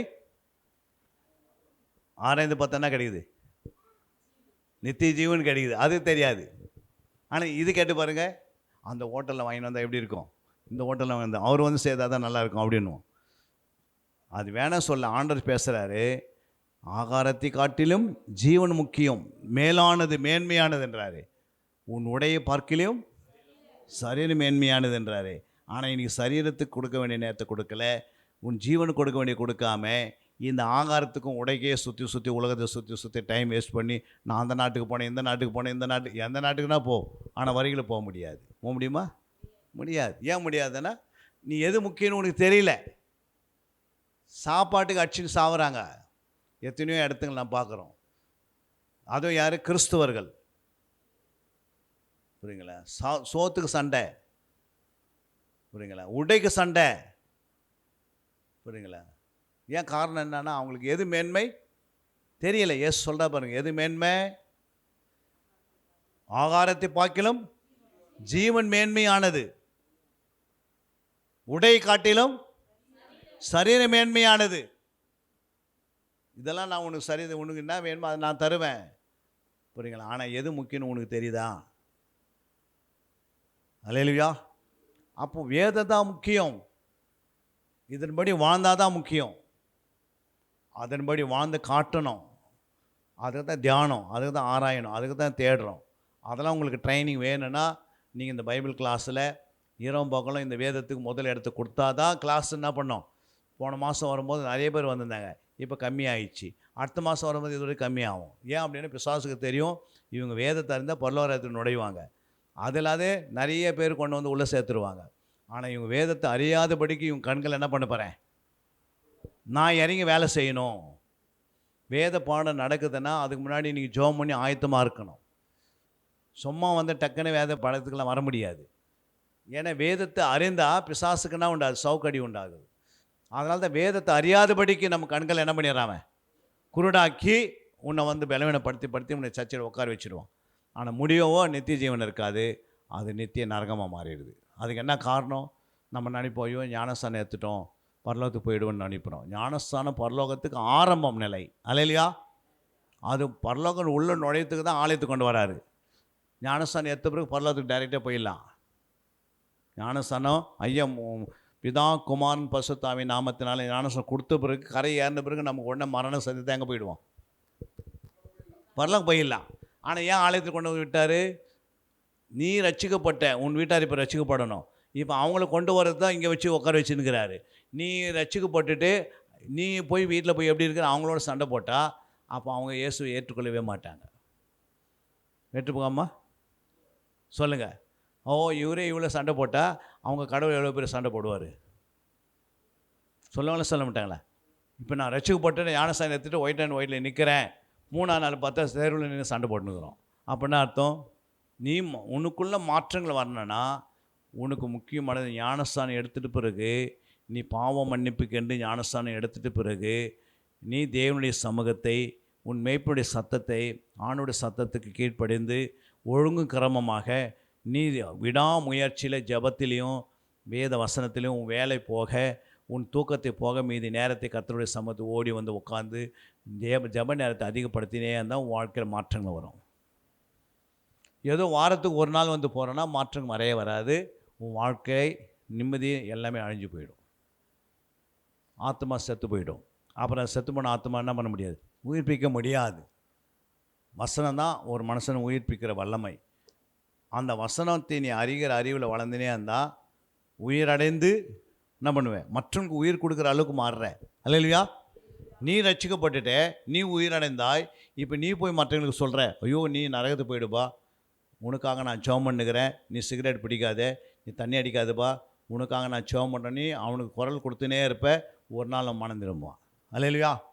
அவன் எப்படின்னா போட்ட நமக்கு என்ன இருக்குது அப்படின்னு நினச்சிங்கன்னா அப்போ நீயும் ஒரு நாள் அந்த வழியில் போகிறதுக்கு வழி இருக்குது. அதனால தான் ரட்சிக்கப்பட்டவர்களுக்கும் ரட்சிக்கப்படாததுக்கு என்ன வித்தியாசம்னா, ரட்சிக்கப்பட்டவர்கள் ரட்சிக்கப்படாததுக்கு மேலே ஒரு பாரம் வந்துடும். நீ அந்த பாரத்துக்காக ஜெபம் பண்ணினே முழங்கால போட்டு உங்கள் தெருவில் யாரெல்லாம் குடிக்காரங்கிறானோ அவனுங்களாம் ஜெபிக்கணும், யாரெல்லாம் ரட்சிக்கப்படாத அவங்க பேர்லாம் சொல்லி ஜெபிக்கணும். அந்த வேலையை நம்ம கொடுத்துருக்கிறாரு. அதுக்கு தான் ஆண்டவன் ஞானஸ்தானம் எடுத்த பிறகு எங்கே கொண்டு வந்து உட்கார வைக்கிறாரு. ஒன்று நீ உருவாகப்பட வேண்டும், உன்னை பார்த்து அநேகர் உருவாக்கப்பட்டு வர வேண்டும். அதுக்கு தான் தேவன் ஆலயத்தை வச்சார். நம்ம வேறு எதுக்கு என்ன பண்ணல, நமக்கு ஆலயத்துக்கு ஏதோ இங்கே வந்து நீ வந்து தீர்வு அடிக்கிறதுக்கு இல்லை. உன் மாற்றங்கள் உனக்குள்ளே ஒரு மாற்றம் வந்தால் தான் மற்றவங்க மனம் திரும்புவாங்க. உனக்குள்ளே எந்த மாற்றம் வரலன்னா என்ன பண்ண முடியாது, யாரை மனம் திரும்பவே முடியாது. புருஷங்கார மனம் திரும்ப மாட்டாங்க, அடி தான் வாங்கணும். உன் முழங்கால் போட்டு நீ ஜெபம் பண்ணால் கணவர் வந்து என்ன பண்ணுவார், மனம் திரும்பிடுவார். உன் முழங்காலில் நிற்காம நீ எதிர்த்து பேசின்னு உட்காந்து இருந்தனா அவர் ஒரு நாள் என்ன பண்ண மாட்டார். பிசாசு சொல்லுவான், மனைவி வார்த்தையில் கேட்குறவன் என்ன யார் யார் சொல்லுங்கள், அடிமைன்னு சொல்லுவாங்க. பிசாசு பேசுவான். ஆண்டவன் என்ன சொன்னார், மனைவிகளை உன் புருஷருக்கு அப்போ கீழ்ப்படினா நீ ஜபத்தை வச்சு மேற்கொள்ளணும். புரியுங்களா? கீழ்ப்படியாத ஒரு கணவனை, குடிக்கான ஒரு கணவனை, அடிக்கிற ஒரு கணவனை ஒரு ஊழியக்காரனை மாற்றத்துக்கு பெண்களால் முடியும் என்று ஆண்டு சொல்லியிருக்கிறாரு. மனைவியினால் முடியுமா? எந்த போதனை இல்லாதே ரட்சிக்குள்ளே நடத்தலாமா? அந்த மாதிரி சிஸ்டம் இருக்குது பைபிளில்.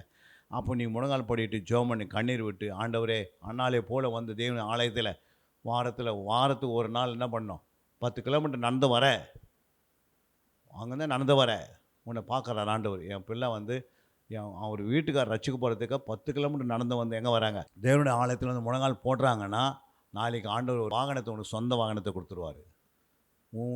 உன்னுடைய நடையை பார்க்குறாரு, உன் நிலைமையை பார்க்குறாரு, ஒரு வண்டி உனக்கு சொந்த வண்டியை கொடுப்பார். புரியுங்களா? ஏன் கொடுக்குறாரு? நீ 1 மணி நேரம் வந்து ஜெபம் பண்ணுறப்பார், அதை கவனிக்கிறார் ஆண்டவர். அப்போ தானவே கர்த்தருடைய உள்ளம் என்ன பண்ணுது? உருகுது. அப்போ வண்டியே கொடுக்குறாரு, வீட்டுக்காரர் ரசிக்கப்பட மாட்டாரா? அதுவும் ரசிக்கப்படுவார். உன்னை மேன்மைப்படுத்துவார்.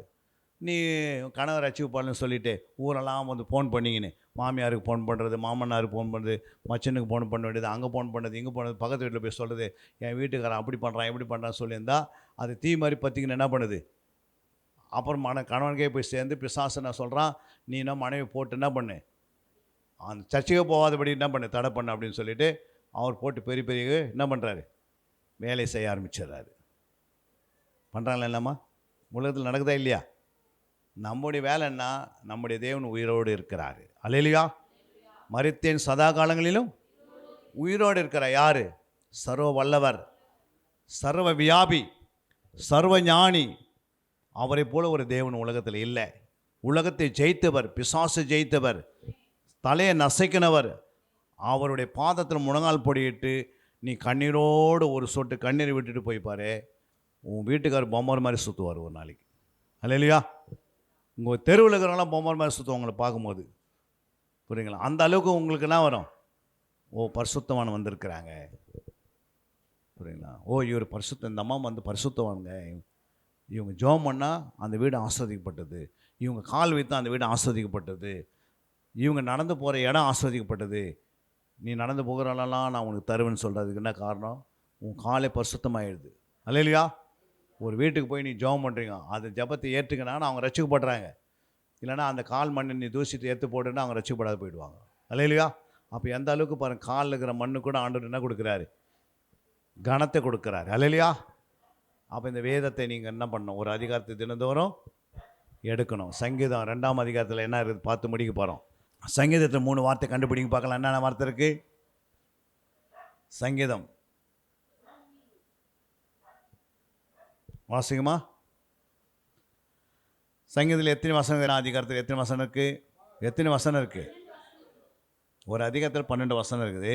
அந்த 12 வசனத்தில் இயேசு என்னவா இருக்கிறாரு? வாசினா வாங்க, ஆளுக்கு ஒரு வசனத்தை மைக்கில் வாசிங்க. அதாவது 12 வசனத்தை பாருங்கள், எல்லாம் கவனிங்க. இப்போ அதுக்குள்ளே என்ன வார்த்தை வந்துக்குது? இயேசு என்ன வராருன்னு.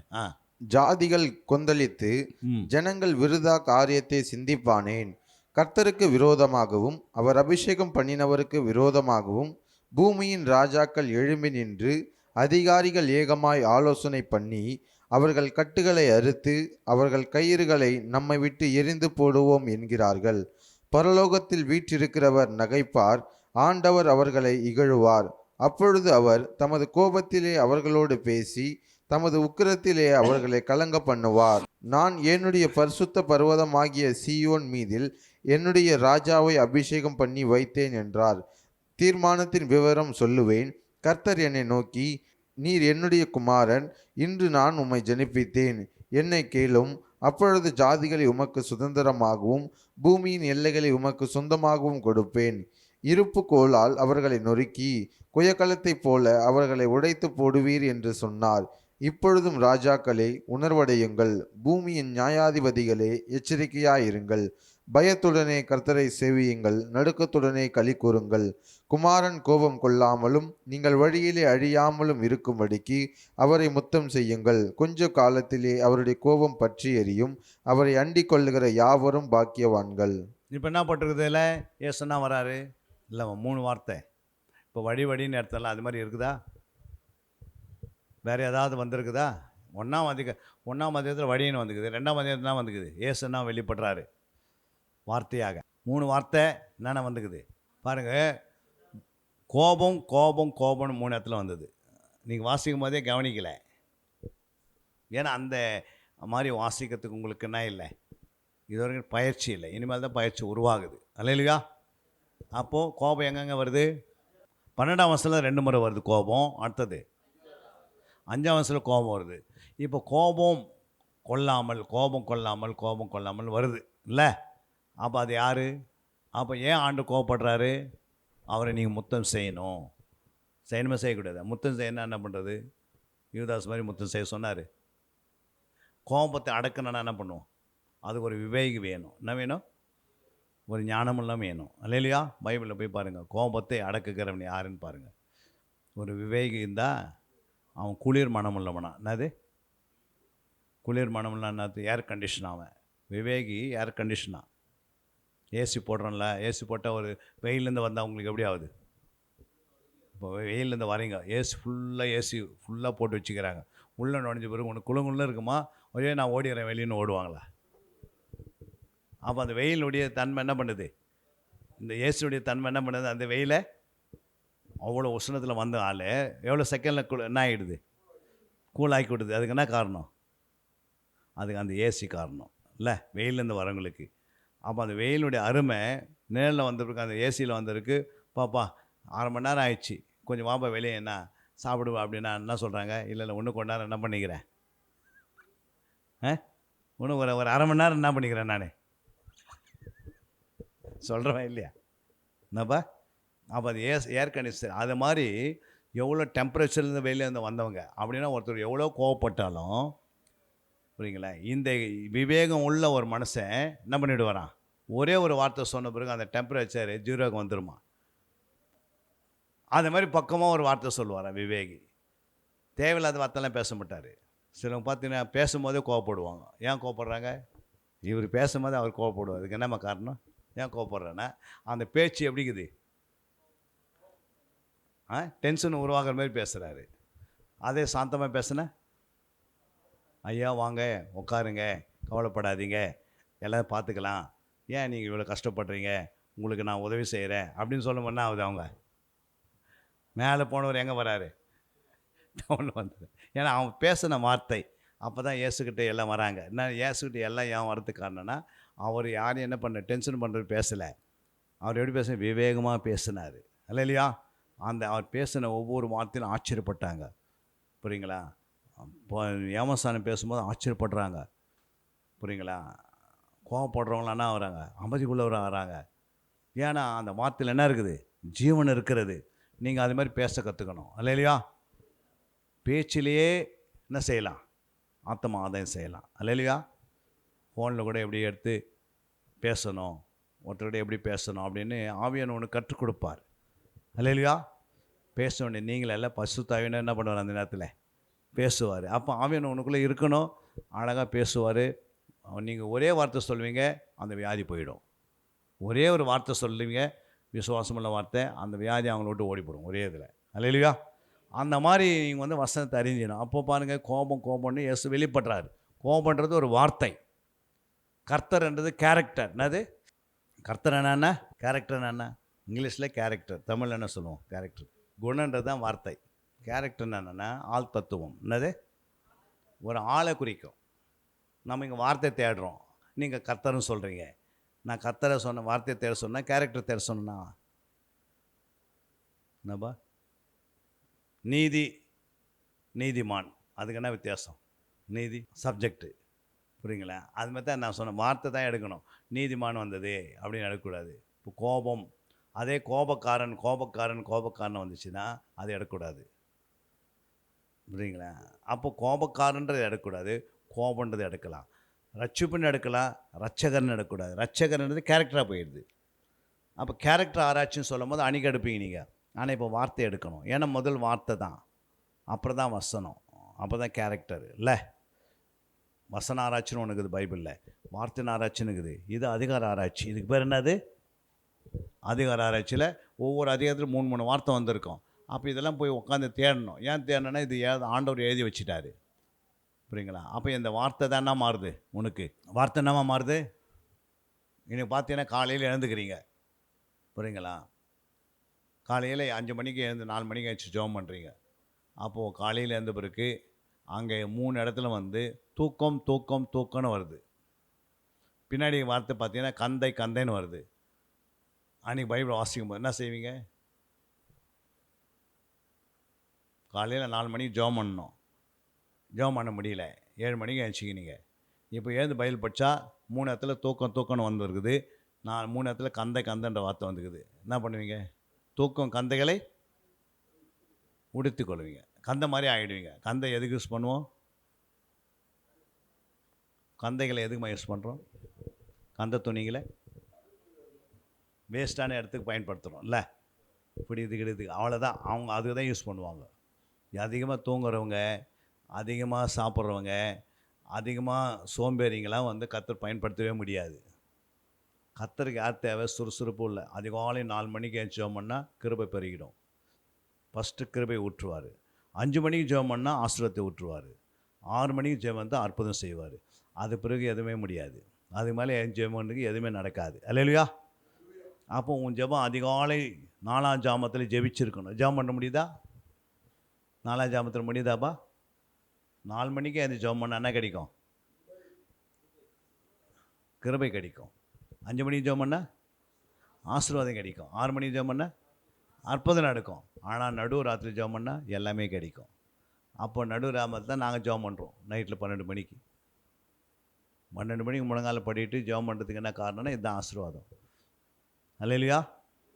நீ எதை செய்தாலும் வாய்க்கும். பைபிள் எடுத்து வாசித்து பாருங்கள். அதெல்லாம் வந்து ஒரு வைராக்கியம் உங்களுக்குள்ளே வரணும். என்ன வரணும்? ஆண்டவர் மேலே ஒரு வைராக்கியம் வந்துச்சுன்னா வைராக்கியம் உள்ளவனை கர்த்தர் உயர்த்தி ஸ்தானத்தில் கொண்டு போயிடுவார். வேதத்தில் பாருங்கள், சாத்ராக் மேஷாக் எப்படி இருந்தாங்க வாலி பிள்ளைங்க? வைராக்கியம். 4 மணிக்கு நான் பெட்டில் தூங்க மாட்டேன், என் படுக்கலை அப்படின்னு நினச்சி பாருங்கள். 4 மணிக்கு எழுந்து குளிச்சுட்டு மிலிட்ரியில் நாங்கள் இருக்கும்போது 18 வயசில் மிலிட்ரிக்கு போனோம். 1964 பிறந்து 83 மிலிட்ரிக்கு போனோம். எத்தனை வயசு? 64க்கு பிறந்தேன், 83 மிலிட்ரிக்கு போனேன். எத்தனை வயசு அது கேப்பு? 19 வயசு ஸ்டார்ட்டு. அப்போ போனோம் மிலிட்ரிக்கு. அப்போது பார்த்தீங்கன்னா நாங்கள் போய் காஷ்மீரில், ஜம்மு காஷ்மீரில் குளிக்கிறதுக்கு போவோம் 4 மணிக்கு. எத்தனை மணிக்கு? 5 மணிக்கு ரோல் காலில் நிற்கணும் பாலைனில் பிடிக்கு. அப்போ 4 மணிக்கு எழுந்தால் தான். 4 மணிக்கு நீ எழுந்து 5 மணி வரைக்குள்ளே வந்து ரெடி ஆகலைன்னா பாத்ரூமில் தண்ணி ஸ்டாப் ஆகிடும். அப்போ பாத்ரூமில் என்ன இருக்காது? தண்ணி இருக்காது. அப்போ லெட்டின் போக முடியாது, முகத்தை கழுவ முடியாது, எதையும் பண்ண முடியாது, சேவிங் பண்ண முடியாது. அப்போ நீ அங்கே போனதுக்கு ஃப்ரண்ட் ரோல் அடிக்க சொல்லுவான். கீழே விழுந்து புரள்றானுவான், 8 உதைப்பான் மிலிட்ரிக்காரங்க. அப்போனா அவன் 4 மணிக்கு நம்ம பயந்து ஓடி போய் என்ன பண்ணுறோம்? அந்த வேலையை செய்யணும். 4 மணிக்கு எழுந்தால் தான் முடியும். கட்டில் மேலே என்ன பண்ண முடியாது, தூங்கி இருந்தால் தண்ணி நின்றோம். அப்போ என்ன பண்ணுவேன்? அப்போ 4 மணிக்கு நாங்கள் என்ன பண்ணோம், ட்ரம்மில் தண்ணி இருக்குங்கய்யா. 4 மணிக்கு ட்ரம்மில் தண்ணி பார்த்தோன்னா ஐஸ் கட்டியாக மாறிட்டு இருக்கும். எப்படி இருக்கா? நைட் தண்ணி இருந்திருக்கும், காலையில் எப்படி இருக்கும்? ஐஸாக மாறிட்டு இருக்கோம். ஆனால் நாங்கள் சோம்பேறி தானமாக பண்ணோம்னா குளிக்க முடியாது. அப்போ அந்த ஐஸ் கட்டி தண்ணி பாருங்கள் அப்படின்னு இதுவாக இருக்கும். ஐஸ் சின்ன ஐஸாக இருக்கும். அது பெரிய பக்கெட்டி எடுத்து அப்படியே தலைமையில் ஊற்றுருவோம். ஒரு முறை அப்படி ஊற்றுன பிறகு உடம்புனாங்கன்னா அப்படியே ஹீட் ஆகிடும் பாடி. அப்புறம் சோப் போட்டு குளிச்சுட்டு என்ன பண்ணுறோம், அந்த சூட்டோடு வந்து அப்புறம் ட்ரெஸ்ஸு போட்டு ரெடி போட்டு பூட்டெலாம் போட்டு ரெடி ஆகிடுவோம் 5 மணிக்கு. ஏன் சொல்ல வரேன், அதுக்கு முன்னாடி கட்டிலெல்லாம் சுத்தம் பண்ணி எல்லாம் தீர்ணம் பண்ணி 4 மணிக்கு எழுந்து 3 மணிக்கு எழுந்து 3:30 மணிக்கு கீழே இருக்கிற கல்லை தேய்க்கணும். வேறு கல்லை வேறு பெருக்கலாம் கூடாது. என்ன செய்யணும்? கீழே இருக்கிற கல்லுக்குதுல்ல, அந்த கல் என்ன பண்ணும், ஒரு கல்லை வச்சு நிற்போம். அந்த கல்லை தேய்ச்சேன்னா ஆகும், சைனிங் வரும். என்னது? அப்போது எங்கள் கட்டிலுக்கு நான் படுக்கிற கீழே எனக்குன்னு ஒரு 6 அடி, இப்படி 6 அடி இருக்கும். அந்த இடத்துக்கு நான் தேய்ச்சி எடுக்கணும். அப்போ கல் எடுத்து தேய்ச்சி தான் எங்கள் இடத்துல சுத்தம் பண்ணுவோம், தவிர டைரெக்டாக நம்ம பெருக்கலாம் மாட்டோம். யோசித்து பாருங்கள். இவ்வளோலாம் கடினமான வேலை செய்தது தான் ஆண்டவர். ஏதோ எங்களுடைய 2 பிள்ளைகள் நாங்கள் இழந்தாலும் ஆண்டவர் என்னை சந்தித்து இவ்வளோ பெரிய ஊழியத்தை கொடுத்து 1 கோடி சீசர்களை உருவாக்குன்னு சொல்கிறாரு. நீங்கள் 1 கோடி உருவாக்க நான் சொல்ல, 4 மணிக்கு அந்த இவ்வளோ பெரிய தண்ணியில் சில்லுன்னு குளின்னு நான் சொல்ல. அல்லேலூயா. ஆனால் உன் படுக்கை விட்டு 4 மணிக்கு எழுந்து இந்த ஊரில் கிராமத்தில் எவ்வளோ ரட்சிக்கப்படாத குடிகாரன் இருக்கிறான். அந்த குடிகாரங்கெல்லாம் கண்ணீரோடு ஜெபம் பண்ணிங்கன்னா, ஒரு உபவாசம் போட்டு 20 ஜெபத்தை பண்ணிங்கன்னா ஊரில்கெல்லாம் ரட்சிக்கப்படான்னு பண்ண மாட்டானே. தூங்கி என்ன பண்ண போகிறோம்? நம்ம அதிகமாக தூங்கி என்னம்மா பண்ண போகிறோம்?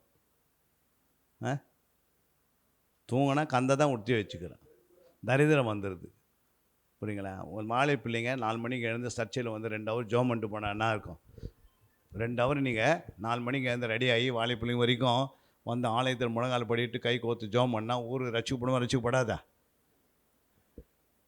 ஆண்டவர் இறங்கி வேலை செய்வார, செய்ய மாட்டாரா? என்னப்பா செய்வார்.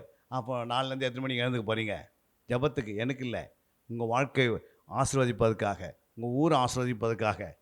புரியுங்களா? அதுக்கு மனசுந்தான் மார்க்கம் இருக்கும். நீங்கள் மனசு வச்சிங்கன்னா ஆண்டவர் உன்னோட இறங்கி வேலை செய்வார். அப்போ ஒரு 2 மணி நேரம் தூக்கத்தை வெறுத்தீங்கன்னா உன் ஆவிக்குரிய ஜீவியம் ஒரு 35 வயசு வரும்போது உன் வாழ்க்கை எப்படி இருக்கும்? சிறப்பாக மாறிடும். மாறவா மாறாதா? அதிக உழைப்பு பின்னாடி என்ன வரும்? வறுமையில் இருக்க மாட்டாங்க, நிறைவான ஆசிரியத்தில் இருப்பாங்க. அதிக சொகுசு முடிவில் பிச்சை எடுக்கிற நிலைமை ஆயிடுது இல்லையா? அதை தான் நல்ல ஆண்டவருக்காக நீங்கள் எழுந்து பிரகாசிக்கணும்னா உன் ஜப நேரத்தை சோத்திரம் வந்து நீங்கள் ஜபம் பண்ண தேவையில்லை, முழங்கால் போட்டு சோத்திரம் பண்ணாவே இந்த ஊர் ரட்சிக்கப்பட்டுரும். ஆண்டவரே இந்த ஊர் மக்களுக்காக நான் 1000 சோத்திரம் பண்ணுவேன் அப்படின்னு சொல்லிட்டு 2 ஹவர் நீங்கள் சோத்திரம் பண்ணிட்டு போங்க. 6 மணிக்கு போன பிறகு வீட்டில் என்ன பண்ணுங்கள், பிரேக்ஃபாஸ்ட்டை கட்டிக்கின்னு வீட்டுக்கு வேலைக்கு போயிட்டு மறுபடியும் 4 மணிக்கு வந்துட்டு டைமோடு 8 மணி 9 மணிக்கு படுத்துட்டு அதிகாரம் ஆலோசனை பண்ணிவிட்டு 4 மணிக்கு எழுந்து மறுபடியும் சர்ச்சுக்கு வந்து ரெடியாகி என்ன பண்ணு 1 மணி நேரம் முழங்கால் நின்றுப்பார். ஊர் அசைக்கப்படவும் படாதா? ஊர் அசைக்கப்படும். ஊரில் இருக்கிற பிசாசெல்லாம் ஊரை விட்டு ஒளியே போவோம். ஊரெலாம் மனம் திரும்பி சபைக்குள்ளே வரும். நீங்கள் ஊருக்கு என்னவா இருப்பீங்க? கர்த்தர் நீதிமானாக எழுப்புவார். யோசேப்பை போல எழுப்புவார், தானியேலை போல எழுப்புவார். தேவனால் கூடாத காரியம் ஒன்றுமே நம்முடைய சிறையிருப்பு கர்த்தர் மாற்றுவார். எத்தனை பேர் நீங்கள் புரிஞ்சுது? ஒரு கரங்களை தட்டி தேவன் நாமத்தை மேம்படுத்துங்க. அன்பிற்குரியவர்களே, சத்திய வேத ஆராய்ச்சி வித்தியாசாலை தரிசன ஊழியம் 1. வடமாநிலத்தில் 300 திருச்சபைகளை உருவாக்குதல். 2. மாதம் ஒருமுறை எழுப்புதல் உருவாக்கும் எழுப்புதல் கூட்டம். 3. ஊழியர்கள், சபை தலைவர்கள், சுவிசேஷர்களுக்கென கருத்தரங்கு, அதாவது சத்திய வேத ஆராய்ச்சி நேரம். 4. டிவி ஊழியம். 5. பத்திரிகை ஊழியம். 6. சிடி டிவிடி ஊழியம். 7. பவர் கேம்ப் அக்னி அபிஷேக முகாம். 8. உபதேச ஆராய்ச்சி கருத்தரங்கு ஊழியம். 9. நலிந்த குழந்தைகள் இல்லம். 10. 24 மணி நேர ஜெப மையம். 11. சத்திய தேவ ஆராய்ச்சி கல்லூரி. 12. சிறுவர்கள் உருவாக்கும் ஊழியம். 13. மருத்துவ முகாம். 14. ஜெயில் ஊழியம். 15. கைப்பிரதி ஊழியம். 16. கிராம ஊழியம். 17. மிஷனரியை உருவாக்கும் ஊழியம். 18. நன்றி துதி ஆராதனை கூட்டங்கள். 19. சமூக நலப்பணிகள் ஊழியம். 20. இன்டர்நெட் மூலமாக ஆன்லைன் படிப்புகள். இது விரைவில் வரவிருக்கின்றது. 21. தேவனுடைய வருகைக்கு ஆயத்தப்படுத்துதல். இதனுடைய நோக்கங்கள்: 1 கோடி சீடர்கள் உருவாகுதல், 1 கோடி ஜாமக்காரர்கள் உருவாகுதல், 1 கோடி யுத்த வீரர்கள் உருவாகுதல், 1 கோடி ஊழியர்கள் உருவாகுதல். தரிசனத்தை அவன் கண்டபோது அவர்களுக்கு சுவிசேஷத்தை அறிவிக்கும்படி கர்த்தர் எங்களை அழைத்தார். புறப்பட்டு போக பிரயத்தனம் பண்ணி. அப்போஸ்தலர் நடபடிகள் 16:10.